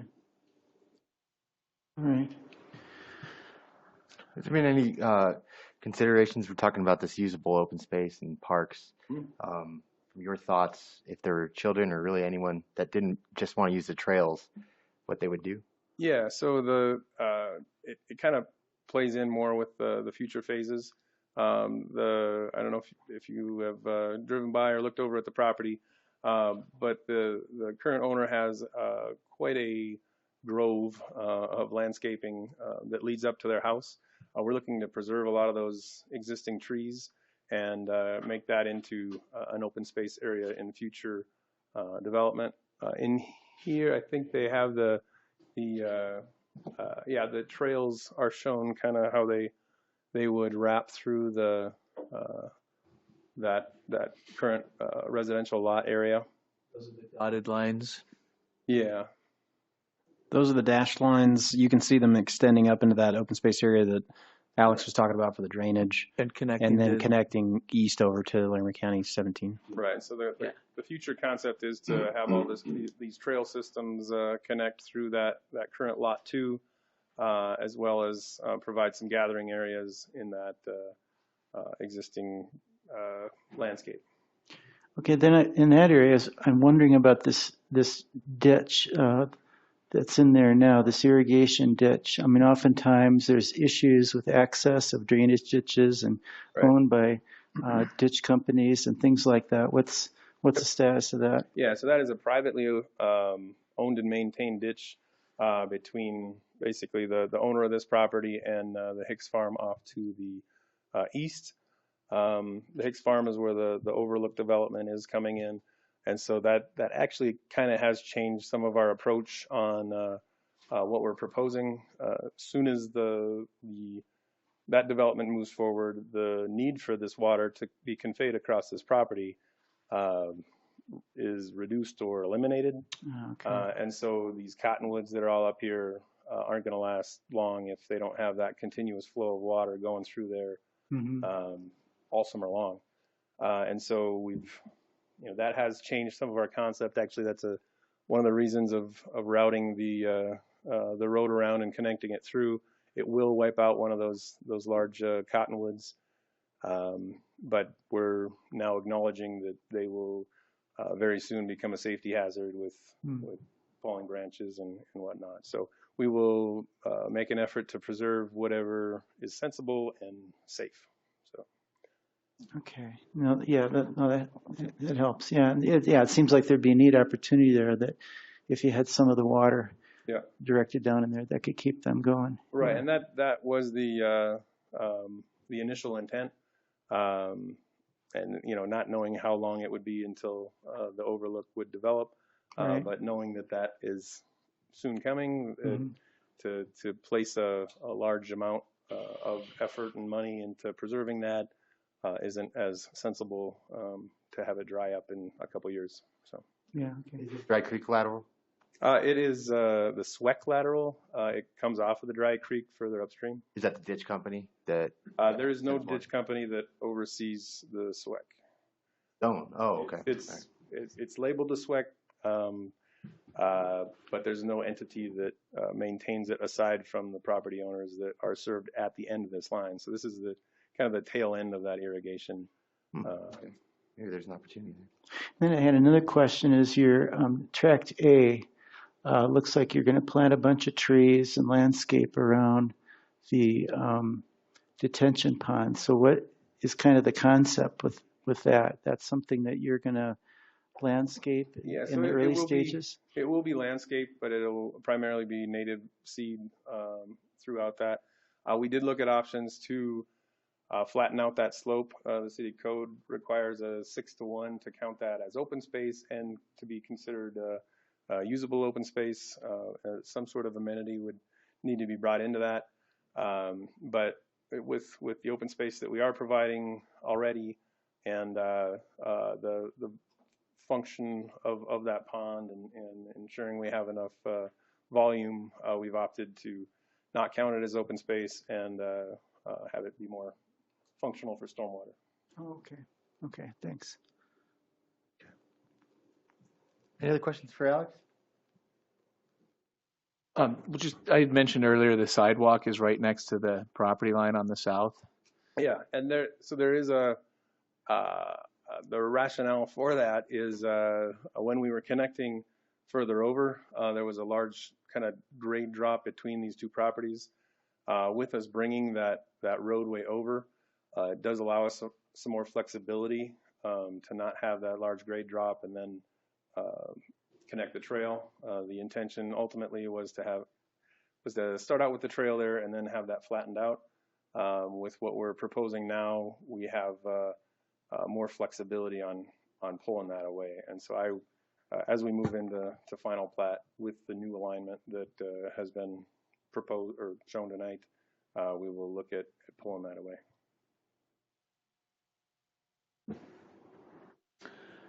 Yeah, so I have a bunch of comments, but no other questions. Okay, let's wait on the comments here. Can you clarify for this? Are we talking right on this edge here? No, the The far south end. Far south end, okay. Yeah, and just my concern about that is, if you imagine a trail right next to both the property owner's property, but also a 6-foot fence, it'd be better to have a little bit of space. That's right, in my opinion. But anyway. And the concept for when that was proposed is the fences along there would be more open along that trail, I guess, not to provide that kind of enclosed feel. So is that going to be an HOA requirement? Right. Like so you might not allow 6-foot fences on that property line? Right. That would be good. Yeah, and one, in regards to the fences, one item that I incorporated into my last development was I'm setting a color and material and manufacturer for the fence, but there's flexibility on the exact style, and so that you won't have a jump between all these different colors of fences, but it will be a little more diverse and alternate on the different styles. Any other questions for the applicant? All right, thank you very much. Thank you. At this time, I'd like to open it up to public comment. If there's anyone in the audience that would like to speak to this development, please come forward. All right, no, please.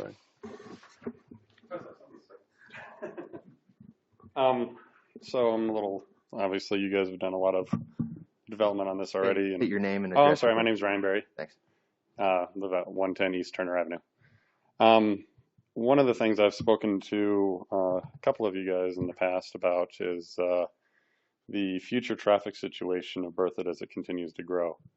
And looking at the map of Berthoud, Longmont has a pretty tough traffic situation at times. I've been in there for 30 years, and traffic can definitely get rough, but they have a lot of people. But one of the things Longmont did very well was they pre-planned thoroughfares to go through that town as the town expanded. So, at first there was Main Street, of course, and they had Francis, which stayed a small road just because it ran close to the town, and they eventually developed Hover, and then further expanded to Airport Road, and then finally Pace.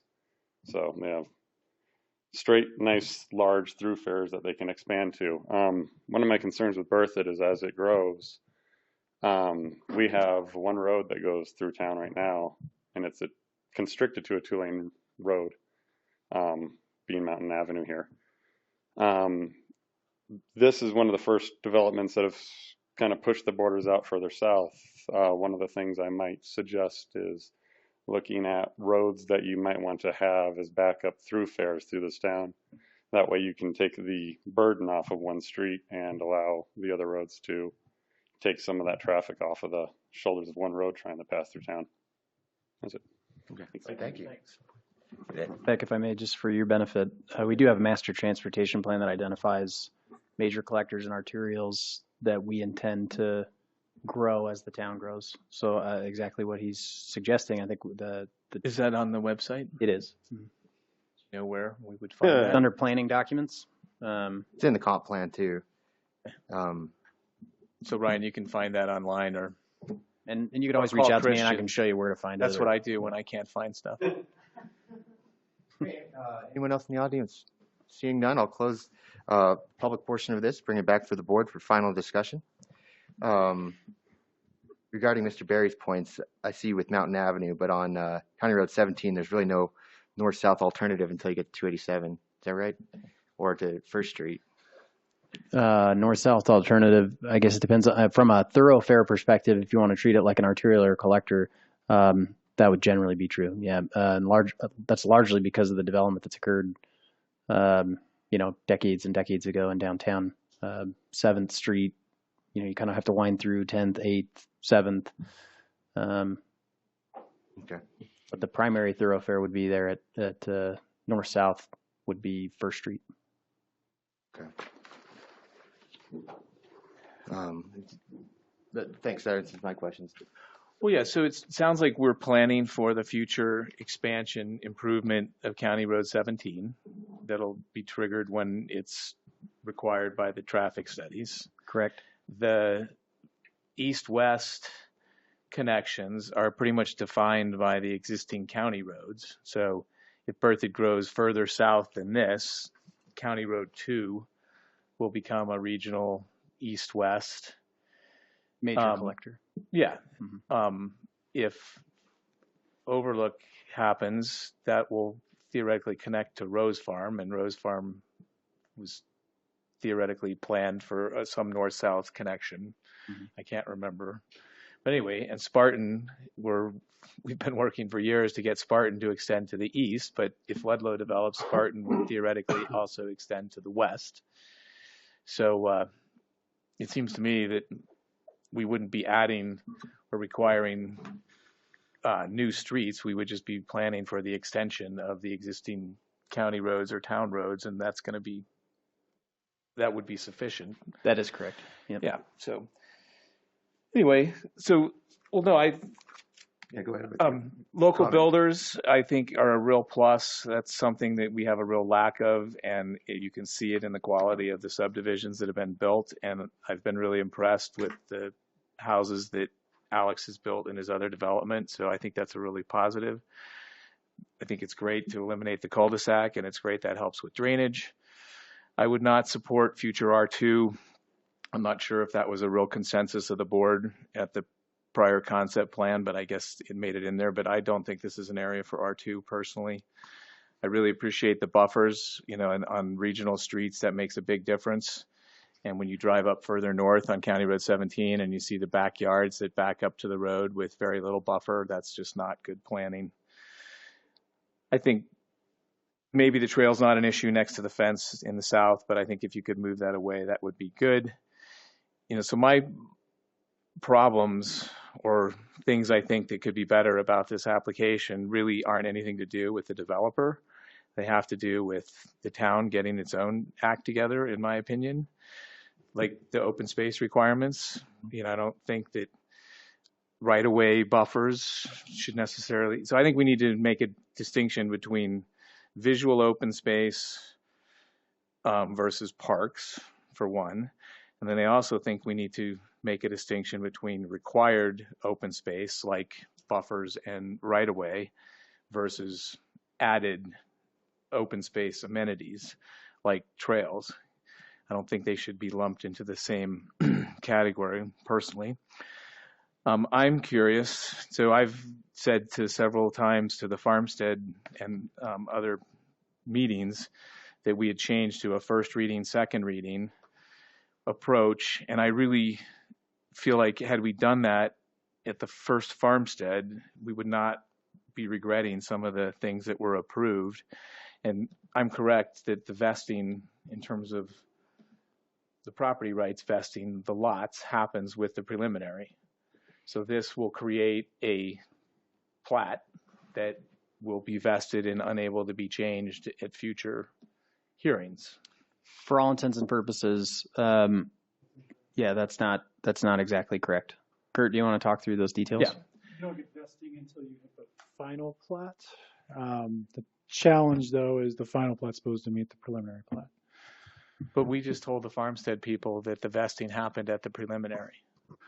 We didn't tell them the vesting, just the overall layout was pretty much set at the preliminary plat. And there is, this is one of those, We got the 3 as a good example with the concept planning process. Once you approve a concept plan and then you require the preliminary plat to be consistent with that concept plan, you've basically said to the developer, so long as you design your preliminary plat to be consistent with the concept plan, then you should be approved. And then if you change your mind afterwards, the developer can come in and see and say, well, look, your process says my preliminary plat has to be consistent with my concept plan. And even though you said that doesn't give me any vested right, it might. It's kind of the same way with the preliminary plat. So while at the preliminary stage, they can go out and do grading at risk, until they receive a final plat, they don't have legally recorded lots. That's right. So there is some technical, absolutely. I mean, once you approve that preliminary plat, you're telling the developer, so long as your final plat matches this, you will be approved. And so, well, so I'm pretty sure that what I heard previously was the vesting, the guarantee to the developer that would allow them to sue us later happens at preliminary. So anyway, so my point on that is not. I think that's fair. I think that's a reasonable way to state it. Yeah. Okay. So given that, so this is my comment section. So I'm done asking questions. No, I'm just saying the vesting is at the final plat. It's not at the preliminary plat. So I think that was. I'm pretty sure that confusion. isn't what we were told regarding the incorrect. farmstead dispute. But that was incorrect. Then. Okay. All right. I have no other questions. Sure. Thanks. Thank you.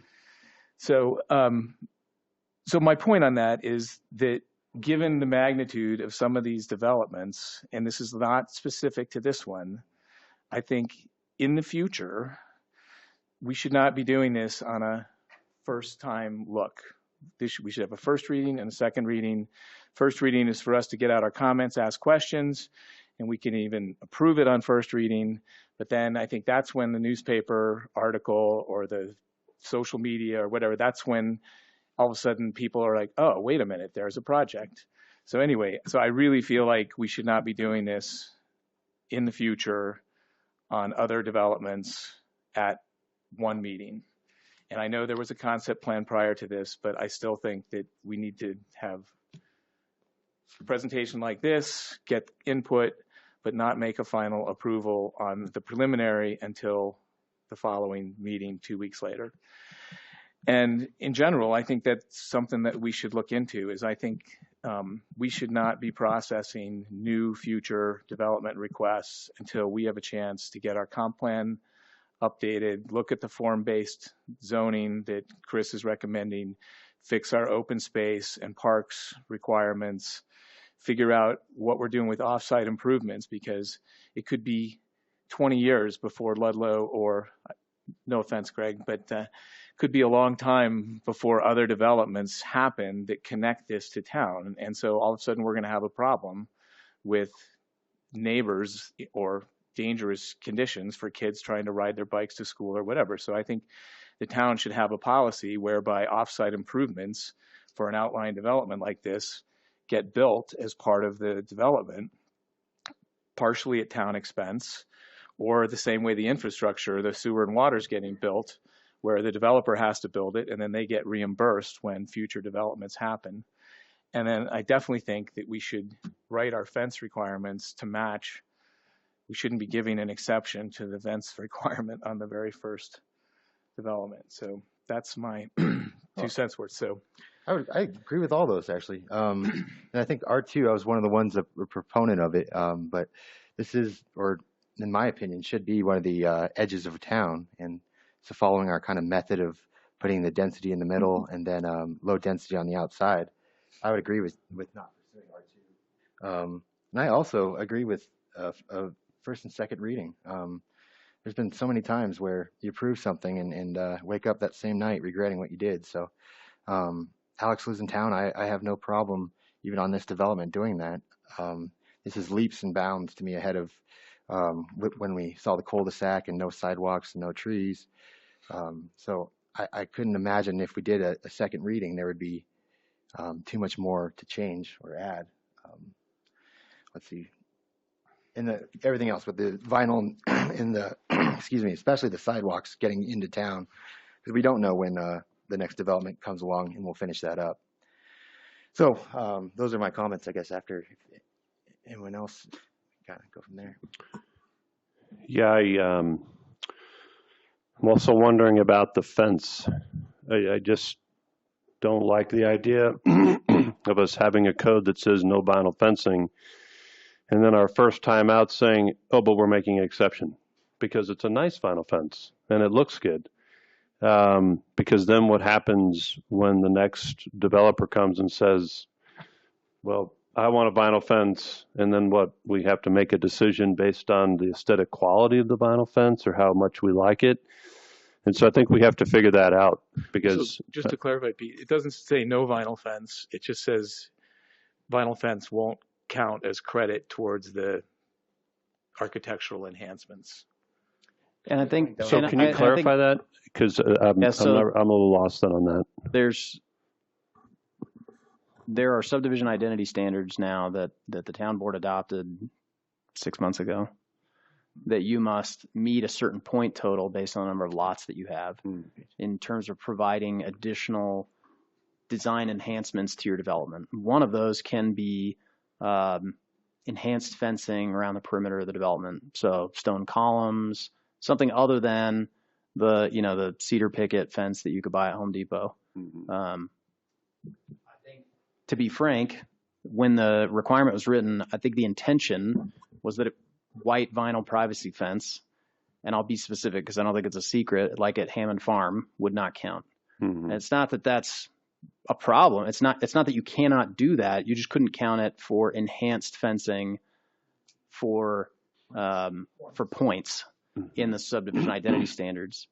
With the wood look fencing and the stone columns included in the fence, I think from a staff perspective, we felt like that was in line with the spirit of the code. I recognize what you guys are saying.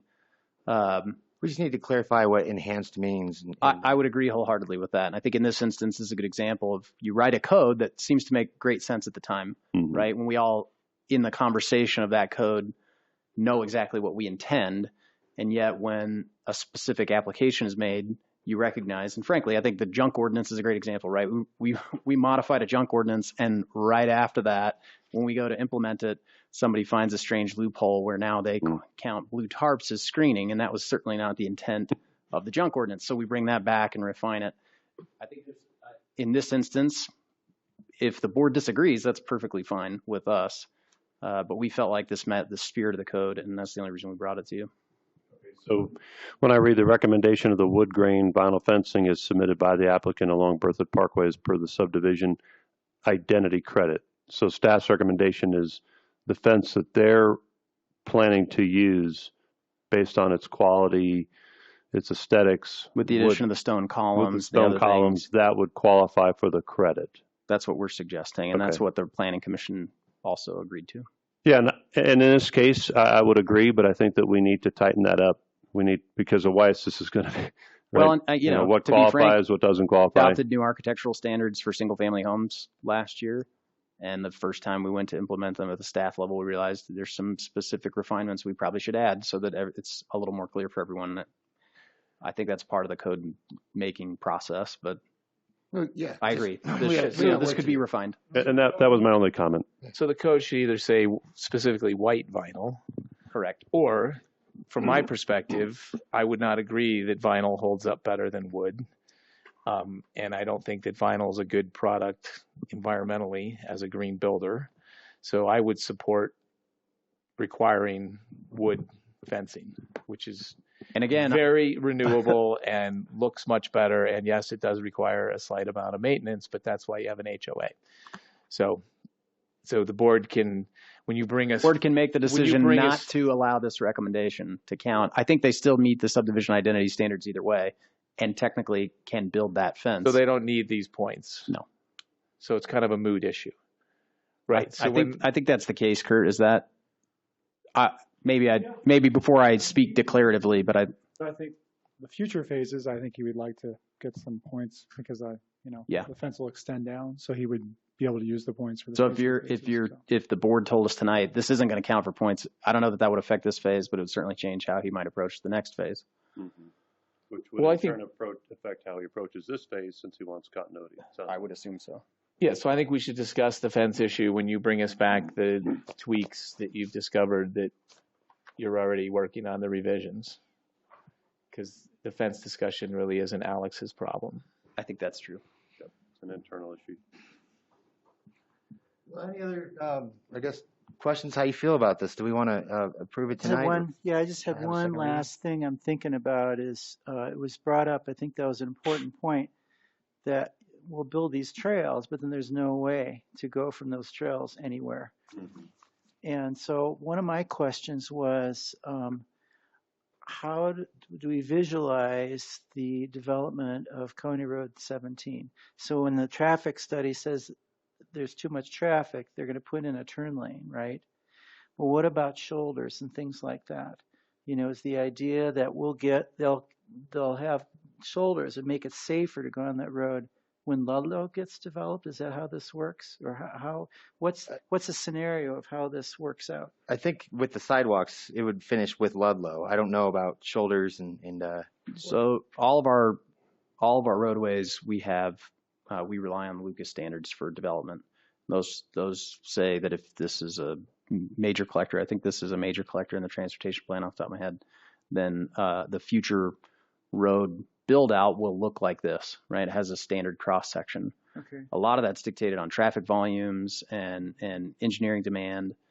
Major collectors and arterials, the way I understand it from Stephanie, is that our road impact fee is designed to widen major collectors and arterials. Minor collectors and local roads are the responsibility of the developer. So if it's a road that's adjacent to their project, that's a local road or a minor collector, they would do that full width widening adjacent to their project. And then as the road develops, then that would get widened.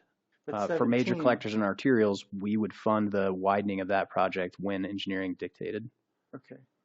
Right, but our policy has always been in the past that we wouldn't require off-site improvements. So the trail connection in following past precedent would never get built until those properties develop. If you're talking about the sidewalk connection or the trail connection through true. Ludlow would only happen when Ludlow gets developed. Correct. Or whatever, or the other side. That is correct. Yeah, well, I think that's something we need to fix. Yeah. But I don't think it's Alex's problem. No. But it's something to think about, because sometimes you get a situation like towns that are really trying to develop a good trail system will feel like they have to build certain critical segments so they're connected. Yeah. That's just something to be thinking about. It's just like infrastructure, right? If you have to build the sewer and water connections and get reimbursed later because we require those to be oversized for the properties in between, I don't see why the trail should be any different. Yeah. Then we just have the next developer reimburse. So let's, first of all, the comment about first and second readings. Is everyone, what's the desire tonight? Would we like to pass this tonight? Would we like to call this a first reading and give us a week or I guess a couple weeks? My preference would be call this a first reading. Okay.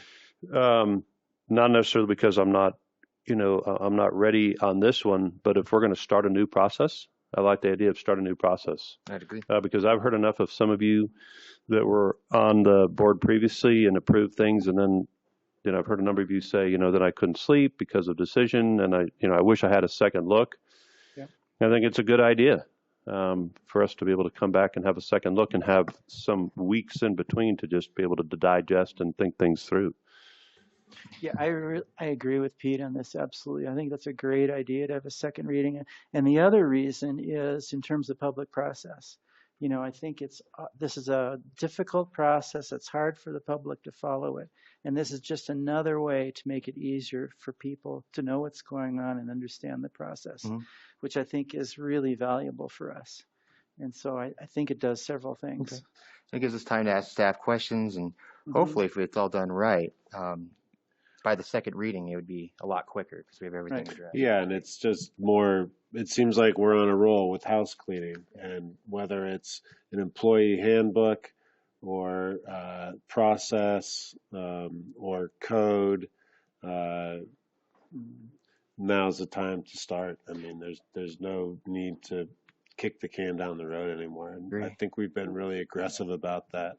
Okay. Yeah, I agree. Thank you. Can you comment on that, Chris? Wouldn't the procedure be to approve? It was approved on first reading, and then the second reading, or how would that work? Well, our code doesn't speak to that right now. Obviously they have to go through the planning commission process. In this instance, they went through a concept planning process that came before this board. Also, future developments don't have to go through that concept planning process for all the reasons we've talked about in the past. But they still have to go to the planning commission first.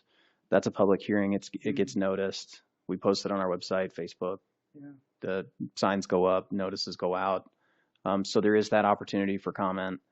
It comes before you one time. And from a platting standpoint, and Greg, jump in and tell me if I'm wrong, when you're approving the preliminary plat, again, there are findings that you have to make. And it's not discretionary in the sense that, as a good example, the trail, while I don't disagree with you and I don't think it should be adjacent to a 6-foot privacy fence, our code doesn't speak to that requirement. And that's not, I don't think, is part of that discretionary, and maybe it is from a platting perspective, but the goal is to look at the plat and say, is this consistent with the code? Does it meet these requirements to be approved? And if it does, then it's supposed to be approved, rather than to go through each development and identify those pieces of discretion, like I don't like the fence, which whether or not we agree is irrelevant. That's not specified in the code. It is in the subdivision identity standards, but it's not like you don't have to make a finding to approve the plat that the fence standard is appropriate. So I think there's a balance between how discretionary we get in the approval of preliminary plats and how and whether or not we're applying the code appropriately. And I've said this a lot internally. If we're not getting, and I've even mentioned this to a couple of you individually, if the developments aren't reflecting the kind of development that we expect as a community, we need to fix the code rather than try to deal with each individual development for the things that we like or don't like. I think that becomes too discretionary, and it becomes a difficult situation from a development perspective. The developer has no idea what they're getting into. Yeah. I think in this case, we're taking notes. I think there's a balance, but our code doesn't currently allow for a first and second reading in that way. Now, at the same time, and Greg can tell me if I'm wrong, but I don't think you have an obligation to vote yes tonight. So if you chose not to vote yes, we'd delay it to the next meeting and bring it back to you. We could continue the public hearing to the next meeting, which would mean we didn't have to re-advertise or schedule a new public hearing. If you didn't feel comfortable or convinced that they've met the requirements of the code and that the findings necessary to approve a preliminary plat have been made, then you could just choose to continue the hearing. But if you feel like all those things are done and they've met the code and then the requirements have been met, then my suggestion would be that you would approve it. Is that the criteria, though? Is that what I'm hearing you say, Chris? Is that we can't just say, well, we'd prefer to have a first and second reading on these, that there has to be that specific criteria that you laid out, that we don't necessarily think that the plating and the code have been met. That would Because be if my that's the that would be my criteria, suggestion, because I think it puts us in a better position from a legal perspective in the instance. And I'm not saying Alex is going to do this or not, but in the instance where we got challenged based on a decision or no decision that you made, that we've done that based on some solid reasoning and not just because we didn't like it or because we just didn't feel like we had enough time to review it. Why I wouldn't disagree, that might be perfectly legitimate reasons. The real reason is I'm not comfortable that the requirements have been met, and that's why I'm not going to vote yes. Right. If you're comfortable that the requirements have been met, then you could approve that on the first reading, and there'd be no issue. So given that, then I'm going to recall what I just said about first and second readings, because I can't in good conscience say that there's anything about this development that I don't think has satisfied the plating requirements in code. So I could not then abide by that kind of criteria. Okay. And so let me just clarify. Trustee Hyman. Let me just clarify. So what I was saying, and I don't disagree with Pete. What I was saying is that I think for future, I think we need to not process any more new subdivision until we get our own house in order with what we want. And that's why I was saying I don't believe that any of my objections to what's on our agenda tonight have anything to do with this particular development or what Alex is proposing. I think that we need to, like I said, not schedule more future subdivisions until we implement something like a first reading and second reading and clarify our open space and figure out a policy for offsite improvements like trail connections and clarify if we want vinyl fencing. So I think that Alex has done everything we asked him to do. Adding the sidewalks on both sides of the street was a huge improvement. So anyway, so I'm totally comfortable moving ahead tonight, but I don't want to be put in this position in the future until the board's on the same page with how we want to work. Another way to handle it, could we just do, if this happened again, to do a presentation and then just call that kind of an informational presentation? The public hearing would actually come the following 2 weeks. So tonight would actually just be a presentation. We'd ask questions. There would be nothing legal. I think we need to talk through what the best way to implement that would be. Okay. Well, I do agree. Yeah, that unless we can point out anything significant. I'm not aware of that. With the final plat, you have 30 days to approve it. I'm not aware of a single community that does its second reading because this is an ordinance, and I think you open up a huge can of worms. I think those are all things we can kind of talk through. Yeah, so I think we have to discuss we can talk about this as a board in April, or actually we should do it much quicker. I'd like to schedule that for a future agenda soon. Sure. I think we all feel frustration of getting stuff at the last minute and then kind of alarmed afterwards that we didn't have enough time and to ask questions of staff. Well, part of it's that, and part of it I also think is the public process, whereby a lot of times people don't pay attention until it comes to the board, for better or for worse. And you try to notice and you try to get the word out there, and somehow it still doesn't hit until. So I would like to see, like you were saying, the informational and then the decision on major developments in 2 meetings, because I think it also really helps the public know what's going on and get input before the approval. Okay. Yeah, and I could just add to that I think also as a general principle, I remember hearing this idea that it's a really bad idea to on the fly make changes in policy, like on the fly change your development code. That from a process standpoint makes a lot of sense, like everybody's been saying. I think we need a good discussion on it, think about it, go through the normal process of modifying the development code, and then everything is really clear and consistent. I think that's what you're saying. Yeah, no, that makes total sense. To me, that's the it's hard appropriate way to handle it. Really process stuff on the board, the dais right now. Right. So given this conversation, in my opinion, we could do this going forward. Tonight, we can just look at, as presented by the applicant and staff, did they meet the code, or is there any recommendations that you'd like to add to this before it goes to planning and zoning? If not, we can just move ahead if there's a motion. Well, I'm ready to make a motion unless any of you guys want to make more comment. Go ahead. I move to approve the Harvest Ridge Phase 1 preliminary plat, finding it is consistent with Section 30-6-105C. The following recommendations. Any future phases will require the trail connection proposed along the existing farmhouse property to be completed. The recommendation of wood grain vinyl fencing is submitted by the applicant along Berthoud Parkway as per the subdivision identity credit, and recommend approval of the new road layout eliminating the cul-de-sac. Can I make a second with a slight revision? Friendly amendment? So on number 2, recommendation of wood grain vinyl fencing as submitted by the applicant along Berthoud Parkway, period. Because as per the subdivision identity credit, it doesn't match the no vinyl fencing. Yeah, I agree with that amendment. Okay, so that's been amended. It's been seconded. Any final discussion on this? Clerk, can we have a roll call vote, please? Trustee Lack, Yes. Trustee Alabak, Yes. Mayor Pro Tem Heineman, Yes. Trustee Tomasi, Yes.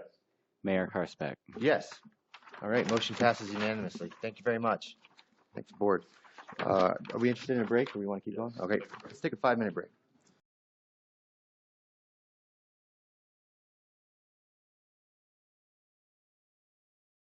I'd like to call the meeting back to order.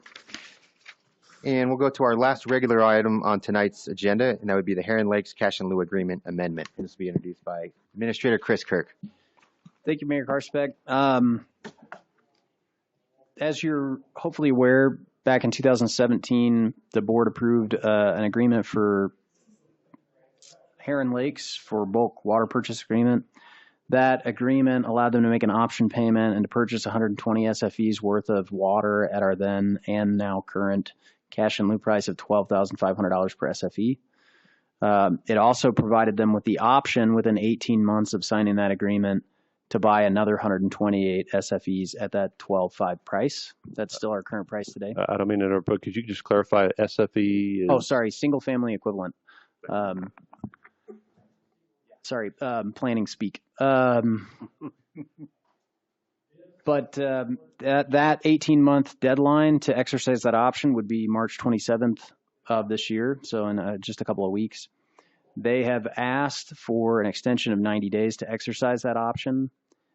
I suspect if you said no, they would go ahead and come in and pay the money necessary to purchase the option that's already approved in the prior agreement.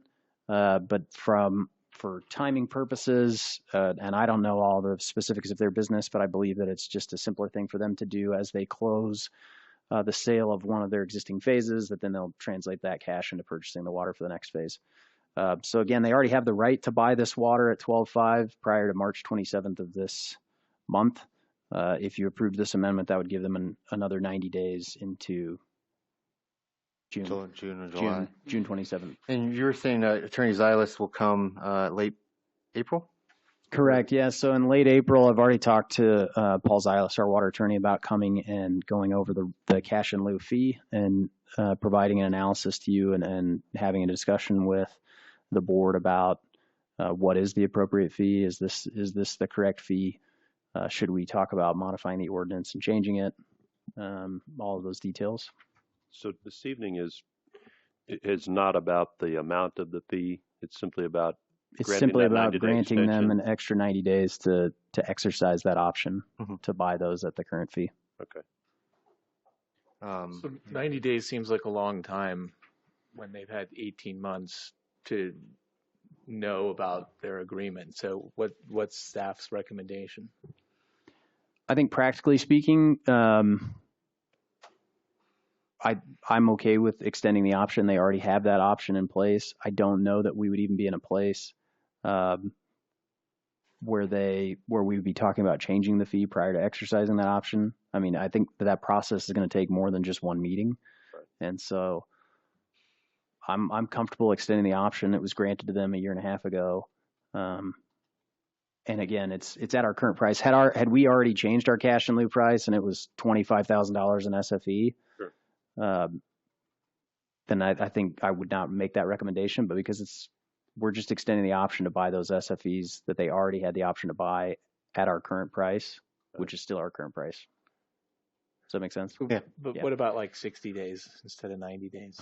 I think I would be okay with that.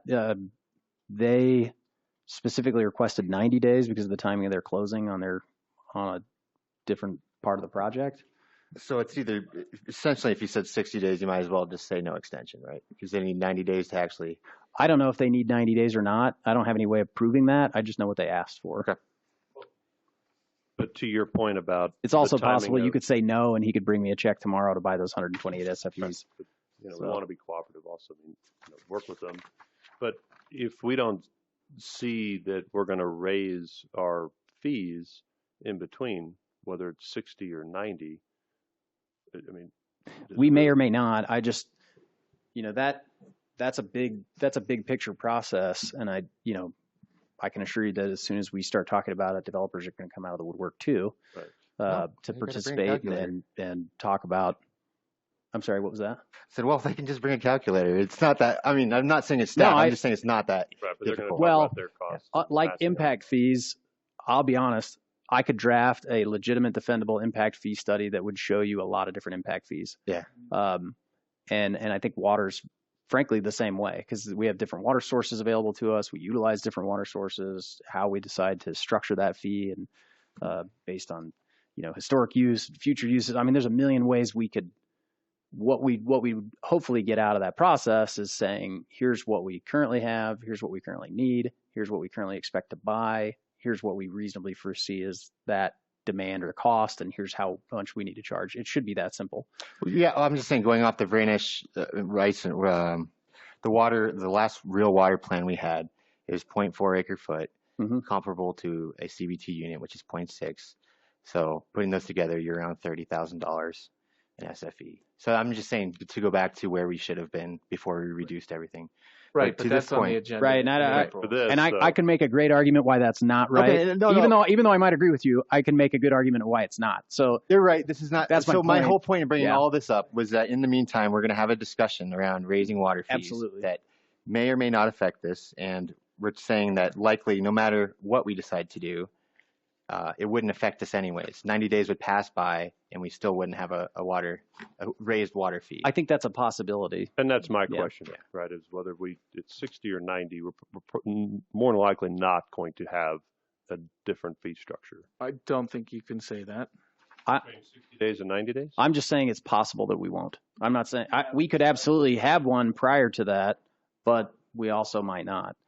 And again, I think if I was him and I thought you were going to that the board was going to adopt a higher fee, I'd just figure out a I was way to gonna bring bring in a and check buy my in. option. I mean, so I don't know that. I agree. And if he truly can't, again, I don't have any way of knowing that. I don't know what the developer's finances look like. But if I was him, I would certainly do whatever I needed to do to find the money to buy the option anyway. So from a willingness to work with a large developer that's already been approved, and I think if we were not in a decent water situation, I mean, we have roughly $13 million in the bank to buy raw water. So we have a solid bank in place. We're aggressively pursuing water rights in a variety of different ways: CBT, Andy, Loveland Lake and Ditch. I think we're looking at a new reservoir I might project. have gotten us into the weeds too much, and I've talked to you beforehand. And Yeah, no, I think I think no it's matter part what, of the conversation. 90 days versus 60 days, I do agree with Pete. I think any kind of change in that amount of time is you're right. It's not impossible. It's just not likely. And Well, no, but I think we've been really reasonable. They've had an 18-month agreement with a known deadline. Even if this agreement lapsed, they could still come in and buy bulk purchase 50-unit increments at $12,500, which is my problem with that fee, is not necessarily the amount of the fee, but the fact that we favor deep Large developments, pocket yeah. production builders, and we discriminate against small independent builders that aren't going to come in and write a $500,000 check for 50 water shares. But that's for the other discussion. But I don't see any. So I would not support 90-day extension. would you say 60? Is that your initial suggestion? Yeah, because that will cover up through the April Okay. water discussion. In my world, if you want to extend an option, you pay for it. So this is a free extension. I mean, there's no charge to them. If we wanted to give them an extra 60 days or 90 days, or just say, hey, there's no cost to extend the option, or can we put a price on that? Well, I think that depends on whether or not they'd be willing to pay that price. It's certainly not something we've asked for. Again, I think from my perspective, like Trustee Hyman mentioned, they still have several weeks to exercise the option. They could come in and exercise the option. They could wait for it to lapse and still buy bulk water purchase under our current ordinance. Mm-hmm. So this to me is just a way of working together with the developer in a way that might make sense for them. But they asked if they could change the agreement and add hundreds more SFEs, and I said no way, for exactly the reasons we're talking about now, because we might be changing our policy. But we granted them this offer. The town, I say we, several of us were not a part of that conversation, but we granted them this offer of being able to exercise this option a year and a half ago. To me, practically speaking, giving them a 90-day extension to exercise that option doesn't really change anything. And if the board's not comfortable with this amendment, that's fine. My suggestion would be that you not act on it, but that we bring it back to you on the 26th. That gives him 1 day if you then again vote differently, but he'd certainly be here on the 26th.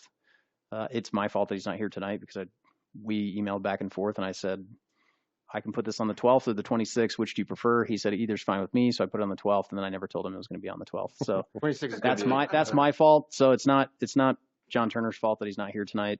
And he said, if you're comfortable explaining it, great, go ahead and see what the board thinks tonight. So that's what we decided to do.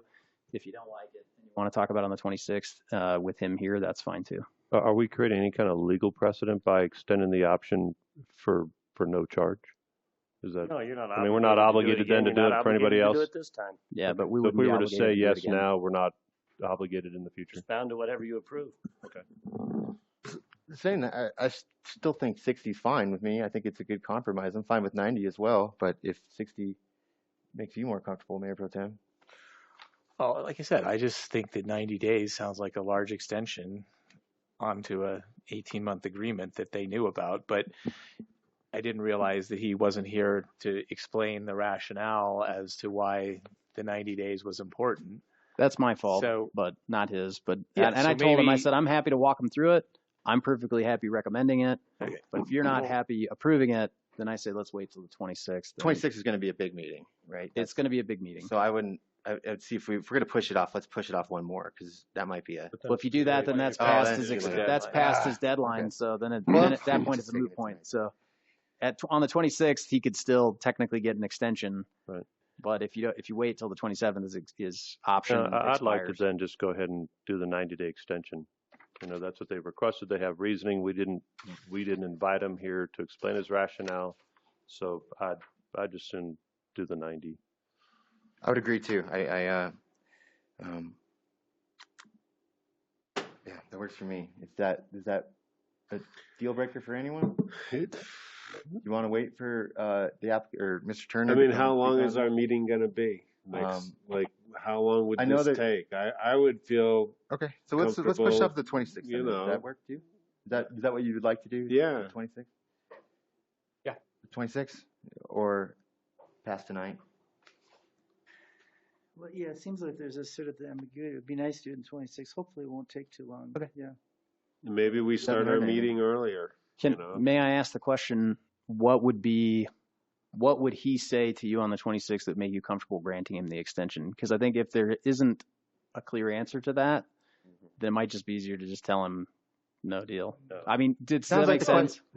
Why does he need a 90-day extension? I think his answer to me via email was short, and I didn't dive into it in great detail with him, but was that it's a timing issue related to closing on other projects. And then getting that money it's a cash flow thing based on timing of his development. And that's common in business, right? I mean, I don't know if he could be lying to me. I have no way to know. And I don't think I'd have any way of requiring him to prove it to us. And he could probably come up with something and prove it to you anyway. But I don't feel like that. I just feel like it's a long extension on an agreement that's been out there for 18 months. And I just don't think we want to be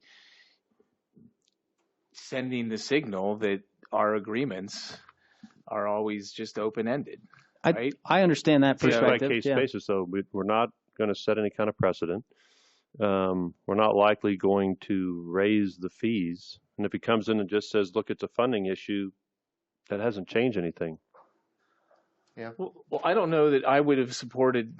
So I'm sure I voted for this agreement back when it was originally approved 18 months ago, but I don't think today I would support granting 128 future permits at this bulk permit rate. So I'd be just as happy to have this lapse. And like I said, it's not going to change the price to them. They can still buy their 128 in 50 unit increments until the time we decide to change the rate or not change the rate.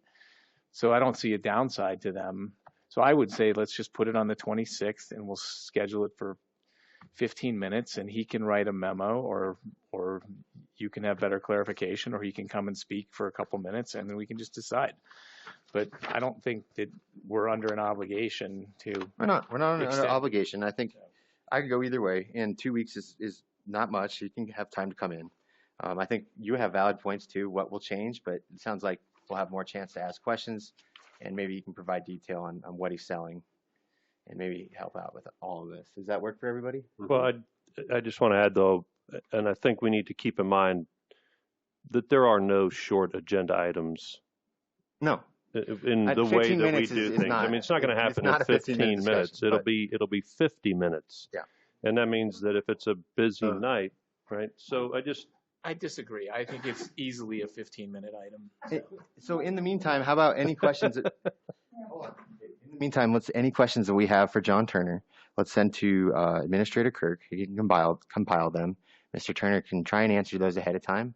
And Chris can either reply with those to us or you can have them that night. And that would help out with expediting conversation. I mean, I also wonder, Will, if we had enough information in our packet and if we all looked at it and agreed, we put it in the consent agenda. And then if one person says, let's pull it out, like that could also. That's a great idea. That's a great idea. Does that work for everyone? Sure. I'm sure. Cool with that. And same thing, any questions in the meantime? And is there anything, again, that you'd like specifically from him? I don't think he's going to tell you much beyond, this is a timing issue and a cash flow decision for us, and we're waiting for closing on another piece, and that's probably going to happen in April. And so this gives us a little buffer to make sure that all gets done. I mean, is there anything, just so I know, if I'm going to have him or me prepare a memo, I just want to provide you the information that you want to be able to make my problem is we had an agreement, and I don't want to be we don't officially set a legal precedent, but we do set a precedent that we'll just alter our legal agreements for the convenience of somebody else at no gain to us. So I think if we're going to sign legal agreements, we're going to set deadlines, we should stick to them. That's fair. And again, 2 weeks. I do see what it's sad, but I see what everyone's saying. I go either way, but I think 2 weeks is fine. There should be a little bit of pushback of what's the reason for this. Yeah. And Consent agenda, if you can't put explain. it on the consent agenda and we can pull it if we want to. Okay. So does that work for everybody? Sure. Okay. Do we do you need a motion for that? Nope. Okay. So we're all good in that sense. And if he chooses to exercise the option prior to the 26th, it won't be on the agenda. Then we won't even have that. Problem solved. So he might be watching right now. And he can texting you, certainly sending a check in the do mail. that. So Because Okay. he's got 1 day. Right. If we say no, and then he could be challenged. All right. Well, great. Thank you. So next we do have executive session. Do we need to there come won't out be of any that and make it- decisions after that. So if you want to push that until after reports, that might be the You best won't take thing action? to do. Okay. So we won't take action tonight on those. Regarding for the paper, anyone interested, those are both negotiations for property. Okay. So let's just go right into the reports and then we'll close from executive session. Looking at the wrong one here. There are 2 items on here. Yeah, the port. in elected official reports. So who put those on there? I did. Can you speak to those then? I assumed I would, but we just felt like that was kind of the right spot. One, the new we're advertising for open port committee spots, and our new committee ordinance requires an interview committee that includes a couple of board members. We just need you to decide who you'd like to be on that interview committee. I don't know that it practically matters. Maybe just whoever has interest or is willing to go through that interview process with staff and the.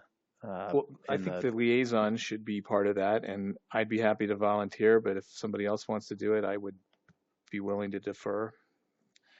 I don't care to volunteer. I think, yeah. No, I'd be interested too. You know, I think. Okay. Yeah. Let's do with that I then. could do that. Unless we want to wait for Tim. Oh, I'm sorry, I'm cutting everyone else off. If you guys have any I'm interest- comfortable with that. You have any? Would you like to put your hat in? Or No. Okay. Settled then. And What's settled? Paul and Maureen? yeah. Sure. Okay. Works. And then we talked about scheduling the joint board and committee session. And we've kind of gone round and round about it internally. And because we had this gap between our last meeting and this one's, we weren't really sure how to handle it. Originally, we talked about doing next Tuesday, the 19th. I don't think that we're prepared to do that from a timing perspective with the committees. I know at least one of the committees is probably ready to do that. The others are not. The port committee is short members, and there's a lot of details that we haven't talked through. Again, this is one of those, every idea sounds great the first time you say it, and then when you get into the specifics, you're like, well, wait, did you want the entire committee there or just the chair? Do you want all three committees there at the same time, or do you want to schedule them so they're not sitting and waiting if they don't want to, but that they could come and join if they wanted to? You know, practically speaking, there's some details about how we set that meeting up logistically. You know, we talked about maybe we want to do it upstairs in the boardroom or this more collaborative brainstorming environment. But then if all three committees are there and all three committees have all of their members there, we're not all going to fit in there. There's just all these little logistical things that we got to decide on. Mm-hmm. So the first was to say, I don't know that we're ready to do the 19th on Tuesday. Okay. The tree committee has already submitted a report that they emailed directly to you. Mm-hmm. So you might want to tackle that one separately at a different meeting and not wait on the port committee. Anyway, there's just a lot of those little details I don't know that we didn't talk through as part of the committee resolution that we got to decide on now. And I think a lot of those didn't dawn on us until the last couple of weeks as we were trying to figure out how we're going to plan this meeting. I think it would be best for the committees to have this discussion on what they would like to bring to the board, questions or anything, and have the chairs or the chair's appointee do that versus having 3 or 4 committees in the room at one time. These are all my opinions, by the way. Feel free to. I also think to put them all on one night might be a good idea, but it should be a study session. So I did hear it'd be nice from one committee member that it'd be nice to hear from other committees of what's going on. Yeah. So I have no problem putting them all at the same time. But yeah, but do we want to next meeting? Should we schedule them at times so they know no, let's go around. Let's get 30 and this everybody's committee's at 7:30. This committee. Anyway, those are the kinds of things we're looking for. I appreciate that. Yeah. Trustee Albeck, how do you feel about that? Well, I don't know if I follow all of this, but the concept I thought was really nice about having this committee meeting is all the committees being able to know, all the volunteers, all the committees know what the committees are doing and learning from each other. And so in terms of expediting the process, it would make a lot of sense if each chair could make a short presentation of what's going on with their committee, okay. and then encourage all the members of that committee to come and listen. It doesn't, but yeah, that would be my idea. Is I'd rather, encourage everybody to come, all the people that volunteer for the town, and have some brief presentations by the chairs so everybody can learn. I like that actually. So the chair would speak, but everyone is encouraged to attend. Yeah, and they could add, but I mean that would expedite the process, right? Yeah, like after a chair made a presentation, you say, "Does anybody else in the committee did I miss something that they could add to it?" But yeah, basically be the chairs. Okay, Trustee Lack, how do you feel? Yeah, I agree with Paul. I like his approach. Trustee Hyman, Mayor Pro Tem Hyman. So yeah, I would agree.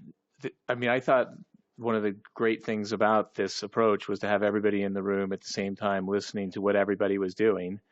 And I wouldn't dictate to each committee if it has to be the chair or whatever. I would just say, let's give a half an hour to each committee, and they can, if they want to appoint a spokesperson, or 4 of them want to speak, or one of them wants to speak on trails and one of them wants to speak on something else. Right. So I just think each committee gets a half an hour. We can advertise the order so that you guys can decide who goes first or second. And then I think that after the presentation by each committee, there should also be some a chance for group discussion after that. So if somebody on the port committee wants to comment on something with the historical preservation or whatever, I think it should be more interactive rather than just formal presentations. And I think the study session is a good idea, but it should be here so that it's televised and It's more room too for having 3 committees. I don't think it'll fit upstairs. If I could add too, I wonder if the youth advisory committee, it would be good for them to be in the room. And Sure. yeah. No, that's one of them. Yep. Yeah. They weren't originally, but I totally agree. I just heard 2, so I was like, oh. No, they should. Every committee we have should be on this. Youth advisory, We have 4. tree, 4. Historical preservation. And historic preservation, I was at last night. They already had a conversation on what they want to bring to us. Yep. Kurt's gone, but I left right before that. Tree committee has already apparently had that conversation. So it's really just port and youth advisory. It's everybody at the planning commission. In planning, you want planning? No, it's historical preservation, port. Everyone but the planning. Yeah. Yeah. Yeah. Youth advisory, there's So- 4. A good time, I guess let's go off of that because I don't think next week would be enough, especially with port. On port Well, no, because port, they don't have we gotta get they don't have a filled. full We're not gonna do membership. that. They don't Right. have. Port to get filled before we Yeah. do all this? Yes. Okay, Yeah. so That was part of our question is we didn't know if you wanted to go ahead and tackle tree committee and historic preservation or wait. For No, the let's port. wait till we can get port back up and running. I think there's some sense in that. okay, so I told them April. Maybe we'll just tell them to postpone for now Okay. until port's finalized. Does that So work? I would support what we've been talking about, but I would rather see us, especially since we have 4 committees, to trim the time down to 15 minutes, because a half an hour each, that's 2 hours. Yeah. So that's a long time for folks that are sitting and Yeah, that's wanting to that's fine. participate. So I think, I think you can make a good presentation in 15 minutes. Yeah, and I I agree. still I agree. support the idea of, they may want to split up the 15 minutes. So, one person takes 5 minutes and talks about trails, another person, but I'd like to And bring time for that questions and to 15 minutes. No, you're right. The half an hour was just arbitrary, so you're right. But it might turn into half an hour if we have a lot of questions. There's But I think we have robust. to put some But they have guardrails on 15. the time. Absolutely. Yes, Otherwise, it could absolutely. go long and We'll just say never end. committees have 15 minutes. Yeah, and we'll hold them to it. Yeah, and then we can go on to discussion after. And then if we tell them ahead of time that they have 15 minutes, then they can prepare for that and know that, okay, that's how much we get. Makes sense. Yeah, as a former teacher, I could say that this is a great way to do it because if you tell somebody to have 10 minutes, then they work really hard Yeah, it's to like think being about what they're going to Toastmasters. say. Yes, exactly. It really works. Yeah. All right. Well, that worked out. Great. That's all the direction I think we needed. Did you have 2 Christian, points? is there Oh, anything just- else we were missing? You have 2 I think bullet that points. covers Oh, you got them everything. both. Okay. Yeah. Thank you. All right. Let's go. Trustee Lack. Sure. So I got in the mail from Berthoud Historical Society, their mailer. I know we've supported them as a board. I don't know if everyone gets this, but just to say it's, top notch, really impressive what those guys are doing. And it's a nice, not only history, but what they're doing, how they're supporting themselves. I'm just impressed with those guys. And then, so with the new seating arrangement, even though as a complete slacker Boy Scout, this flag is about ready to touch the ground over here. Yeah, good point. I never noticed it over there, but I did learn that much in Boy Scouts, that the flag should never touch the ground. And that's real and it's serious. We got the historic mailer. And then, I know we went over hours of operation for construction zones. I think that with CBD oil, Berthoud has now got 2 CBD oil production places in our industrial zone. One of the preferred methods for making the oil is with compressed air. Some of the best compressed air is from a diesel motor. So there are now diesel air compressors running 24/7 on 2nd Street. I don't know. I just think that there should be a time where it's like, you know what, you got to shut these things down. Especially, I know a while ago, Art was talking about I forget the address of the building. He's right behind me. He used to be an engineer, about turning it into a workspace for offices. At any rate, I think that it might be worthwhile considering a discussion about hours of operation for loud diesel air compressors on 2nd Street. Anybody else have any feelings about that? Or is it just me? It could be just me. I accept that. I think I'll be honest. I think one is it's 2nd Street, right. So it shouldn't have people living in the area. Two, is it obnoxiously loud to the point that it could be disturbing the peace? Because we could send in chiefs. That's the question. You know, to me, I'm losing my hearing, and I think it's loud. So I don't. All I'm saying is it's just something to have on our radar screen, because if we don't, now's the time to talk about it. If there's only 2 of them, yeah, no problem. But then when there's 10 of them, it's a different story. And all I'm saying is that I see that this could be a potential problem down the road. We got more information on other towns that have this kind of processing going on. What kind of regulations do they have? You That know, might be very helpful. Well, that's actually what I was going to say. Do you think it's possible, Chris, to do a, not immediately, but just survey what a few surrounding communities do for things like that? I would guess there's some noise ordinances and things that we can certainly look at, see what everybody else does. Well, especially there are electric air compressors. But sure, then you have to get an electrician. That's expensive. You know, it's the easy way out is you rent a diesel air compressor versus getting 3-phase power.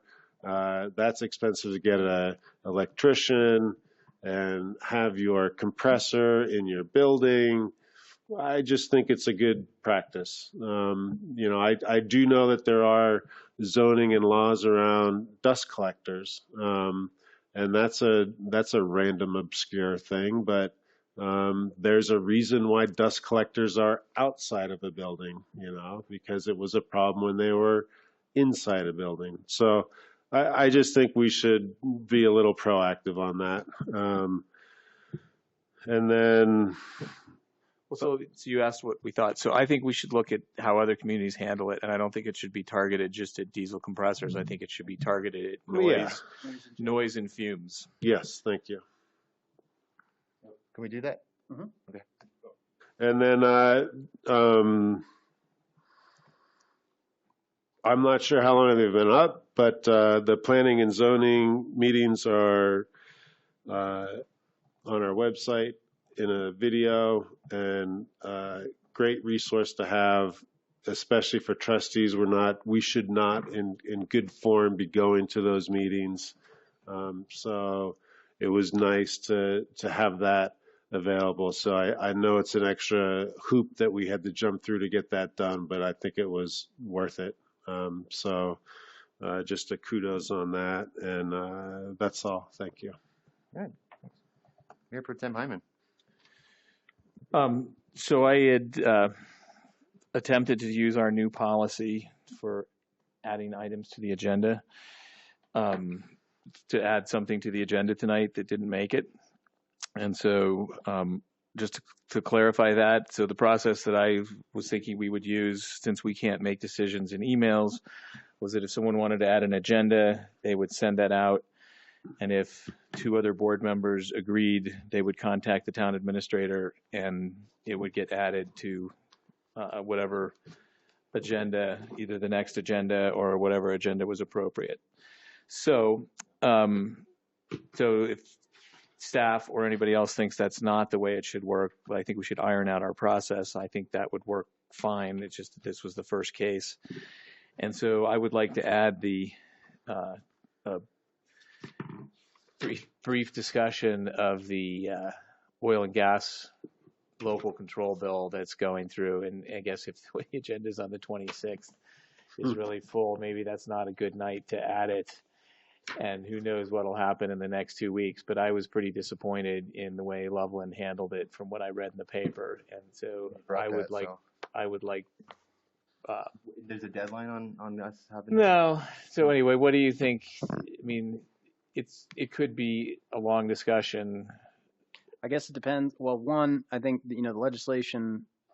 I have a bill summary I can send out to you guys. That bill may have changed as it goes through committees. It almost certainly will. They always do. CML is following it. I know that CML has taken a position. What the bill effectively does, without oversimplifying it, is give municipalities some local land use authority over the siting and things like that relating to oil and gas development. And so CML believes that while the bill's not perfect, that they support local control. That's always CML's kind of first step. So CML is generally supporting the bill with some pushing for a few fixes, they think. I guess the question for us just becomes, how deep do you want to go? And no, I just wanted to either endorse the CML position or say we disagree with it. What happened in Loveland was they basically called the CML staffer in, berated him, threatened to withdraw their membership, withhold their dues. Anyway, I just thought that was not handled well, and I think that from what I've seen east of Berthoud, it would be far beneficial. It would be great for us to have more control over how that looks and where it is at than we've had in the past. So I think the way the bill was written originally was smart in that it didn't require municipalities to take local control, but it gave them the option to. And and obviously, if that bill passed, we'd have a whole lot of conversations about what the right thing to do was. But I think, generally speaking, if it makes sense, I can forward out the summaries that I have now, any information I can gather up from CML. I haven't been able to find an official position from them necessarily, other than like emails we've received that I don't know that are. Does the board feel comfortable writing a letter in support of CML's position, or does the board want to pass on that and schedule it for a future meeting to discuss and actually have a formal endorsement? In reality, whatever Berthoud decides or recommends is probably not going to have any impact on what happens anyway. There's a lot of truth to that, but I think, that's making a formal statement is never a bad idea either. It's not a bad idea. If it sounds, I'm all for local control, so whatever allows us to. Well, I think that it sounds like it's worth an agenda item. I mean, we have to decide, right, at least three of us, but it sounds like the next meeting is already packed, and this is not something that we can have meaningful conversation about in 15 minutes. Right. So the next meeting after let's see. Well, I think too, again, when we talk about how deep of a dive do you want to go, like I'll be honest, I'm not an expert on it either. I've read the bill summary and I know what the CML has said. Well, hang on. Why don't we just revisit this? You send out the information. Yeah. I passed out an editorial tonight that was in the Denver Post endorsing the bill, but suggesting future changes, which are in progress. So let's just revisit it on the 26th. It reports and see if we want to schedule it for a future meeting, or maybe by then it's already a moot point. I think that's probably a good idea. Or everybody might read the bill summary and just say, you know what, I feel really good about it. Let's just send a letter that says we're in support. And you might choose to do that on the 26th. Okay, let's do that. Great. I guess maybe this is part of your development code tweaks, Chris, but I would like the board to, and I argued for this back when we did the last development code, but the 1,000-foot notice limit, I think, is something that is maybe a little more staff time. But anyway, I'd like to see us change our notice requirement from 500 to 1,000 feet. So is there anyone else that would like to have that discussion? Yeah, I mean, So we have three. So we argued for that. Is that something we need to have a discussion about? I'm sure we do. We can't just. I mean, you obviously need to make a code change if that's where you guys want to go. But if you just want to put it on a future agenda and have us wrap that into the context of other code updates we're working on, we can do that. Yes. That one requires a public hearing. Sure. Well, no, so I'd like to direct staff to include that in future code updates for whatever meeting that gets scheduled for. Okay. And then, as I discussed earlier, I really do feel like we need to get our comp plan process going and get that updated. And we think we need to make these development code and subdivision upgrades. And I don't want any existing development to be penalized. It's played by the rules. But I do feel pretty strongly that we should not process new annexations, new rezonings, or new subdivision requests until we can get our policies to where we think we want them to be. And I don't know how we would handle that, if that needs to be a formal I think we just started a comp plan earlier. We talked about motion. this last time. It wouldn't be till midsummer. So if we want Well, to, I just would like to not process any more applications on those things until we get updates. And I want that to be out there so that people know that ahead of time, so they don't get caught by surprise. So how would we schedule that for an agenda? Can we, I mean, I think you should. yeah, Yeah. I'm trying to, because we have to go through. And I think we need to just talk through what the right process is to do that if you all agreed that was the right thing to And do. maybe that might be a joint discussion with planning and zoning too, so they can go over their questions. right. So, so how do you want to handle that, Chris? You want to bring us a recommendation next meeting for when to schedule that? We could just plan to schedule it for the first meeting in April if you April don't want 9th? to try, because that's not going to be a short discussion either, I'm sure. No, that's a long one because we'll be going through Yeah. in detail. So April 9th would be, we could do that as study. I think that would be a study session. Well, yeah, so I don't think we want April 9th to necessarily consider all the changes that we're looking for. I just want to formally say we're not going to accept more applications and until I we think- can do the updates. I know it's Oh. a dirty word, but we're talking about a moratorium, right? I would not call it a moratorium. I don't know any other way Name that to. must not be named. Well, yeah. So if that's what we're doing, then that could be I up know. at I know. next We're not meeting. talking about a moratorium on development entirely. You're talking about a moratorium on new Yeah, annexations, annexations, applications. zoning changes, Or subdivision. or well, and I guess that depends. Yeah. New subdivisions. So if it's a So if second it's an phase of the existing- existing, For what if it's a PUD that they want to come in and straight zone? 'cause So they why wanna don't, change so you it. can hear my thought process. So why don't you come back so my goal would be to not penalize anyone that's in the process who's played by the rules as they are to date. My goal would be to I guess proactively say we're going to change our rules by this fall, and in the meantime, we're not going to process new applications. but this sounds like a much more in-depth conversation. You're talking about just wanting to get that on the agenda? I understand- To have that I understand what you're conversation? Is that what asking. you're trying to do, Jeff? Yeah. Is start the understand. conversation? And we've I've even brought it up myself. Where that line is the sticky point, right? Okay. So Well, why don't you? as a good example, like overlook at Dry Creek is an old PUD. A developer just bought it with the expectation they're going to get to develop it because it's an improved PUD. Well, They might want to come in and change it before they do subdivision. Does that prohibit? Anyway, we'll work those I'm details out. but- envisioning like 3 or 4 months, but I think staff needs time to work on that and not be processing things that we might want to change. So why don't you In their talk best to interest. Kurt and tell us how best to handle that?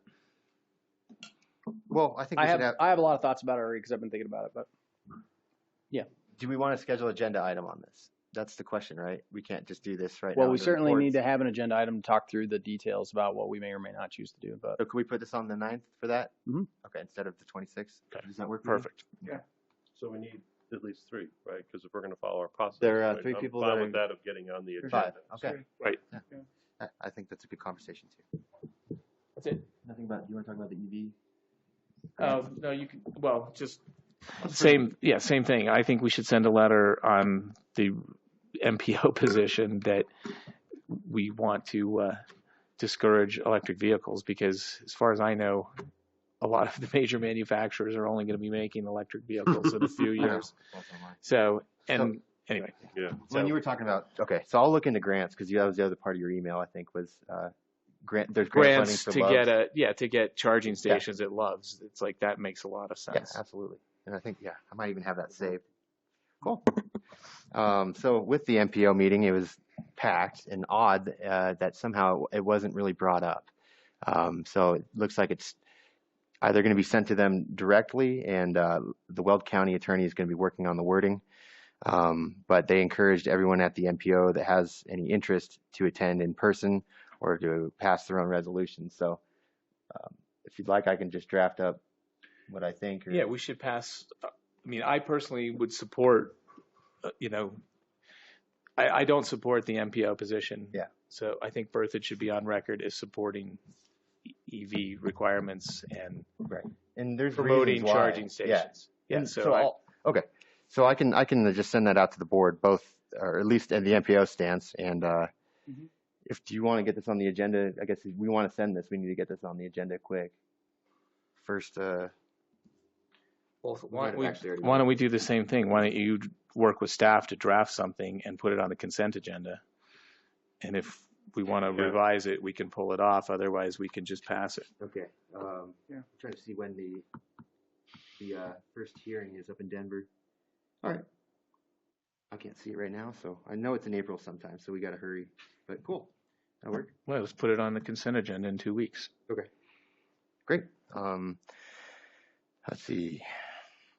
I met with Harley's Dream folks for behind Hops and Harley and kind of puppy mill issues. And I thought since we do make a big day out of that in June, and Harley's kind of one of our mascots, it'd be neat to, and this is actually, I mean, this is their idea, I just agreed, to have an ordinance that bans puppy mills. We currently do not have any. And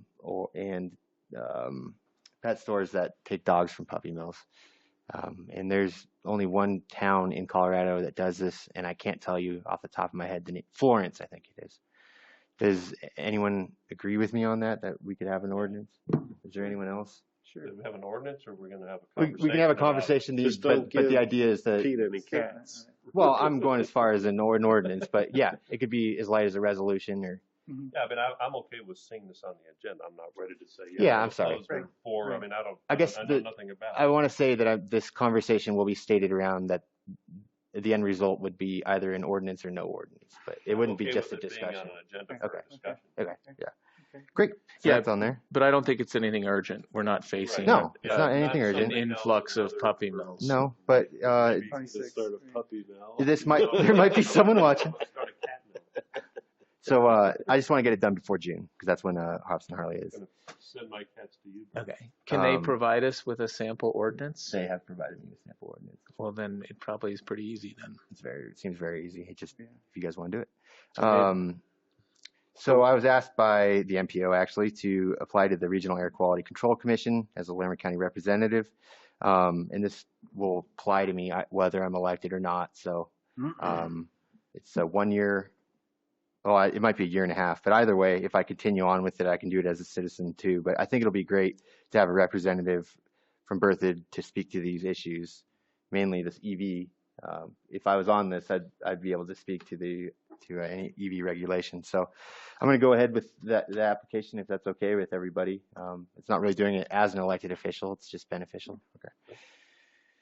Finally, last night I was asked to attend a historic preservation meeting, and they had a couple cool groups. One of them was a company that does kind of 3D tours, and they use drones and backpacks, but essentially you could just use your cell phone, and it's just like Google Street View, So you can hit a button and walk around anywhere in town, or you can use your phone to look around. It's got little icons you can click on, and then you can have your own video on it, such as the story of the building.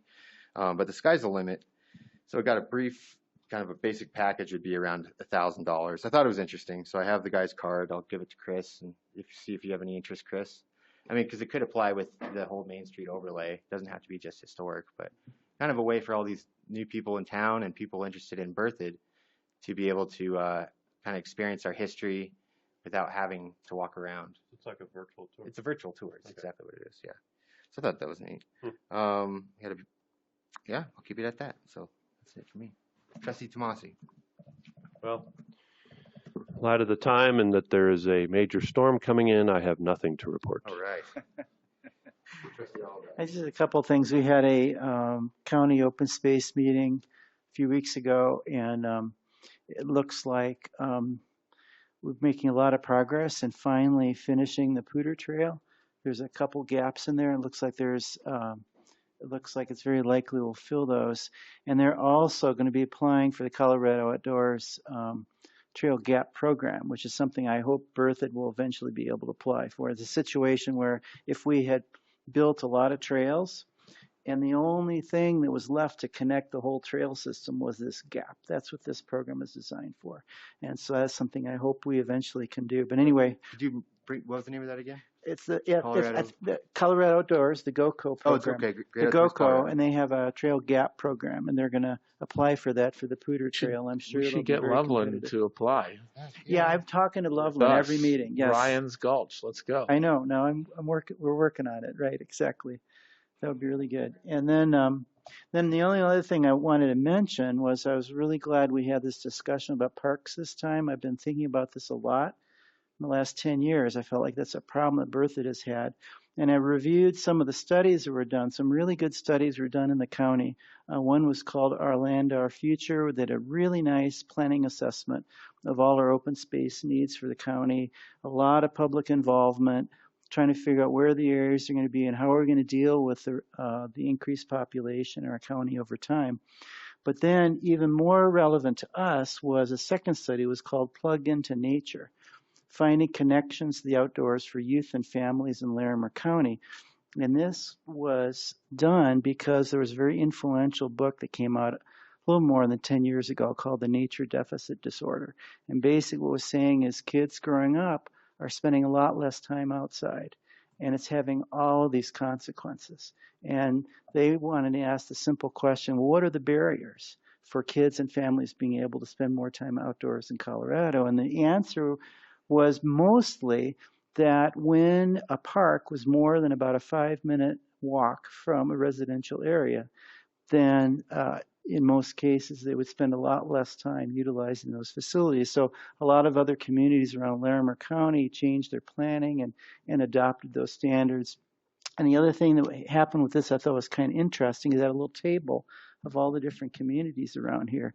And Berthoud was dead last in access of parks from residential areas. Wow. And so, we've had the port plan. We're doing really good on regional parks, but, we haven't made much progress in having a consistent standard to address some of these goals. And so I hope that will be part of our discussion when we talk about parks. I think there's some key objectives that we could think about. And if we endorse those objectives, that would help us clarify what it is we want to do with our park planning. Awesome. And then just build on what's already been done. These studies have been done all over the county. A lot of other municipalities are working on this, and so we don't have to reinvent the wheel. So anyway, that's Great. all. That's all.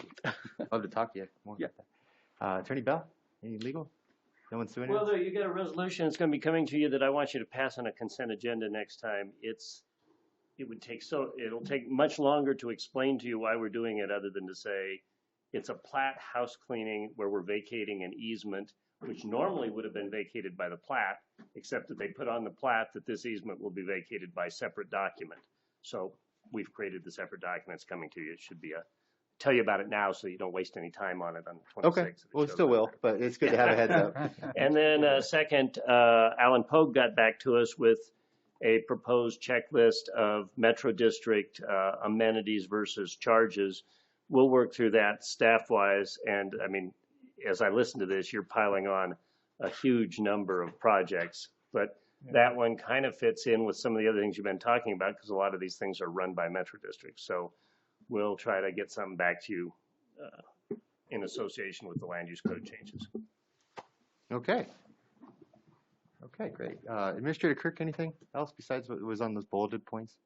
Nope. Other than, we'll watch the storm for tomorrow. We may have some non-essential personnel that we might send home if we feel like it's unsafe for them to travel later in the afternoon.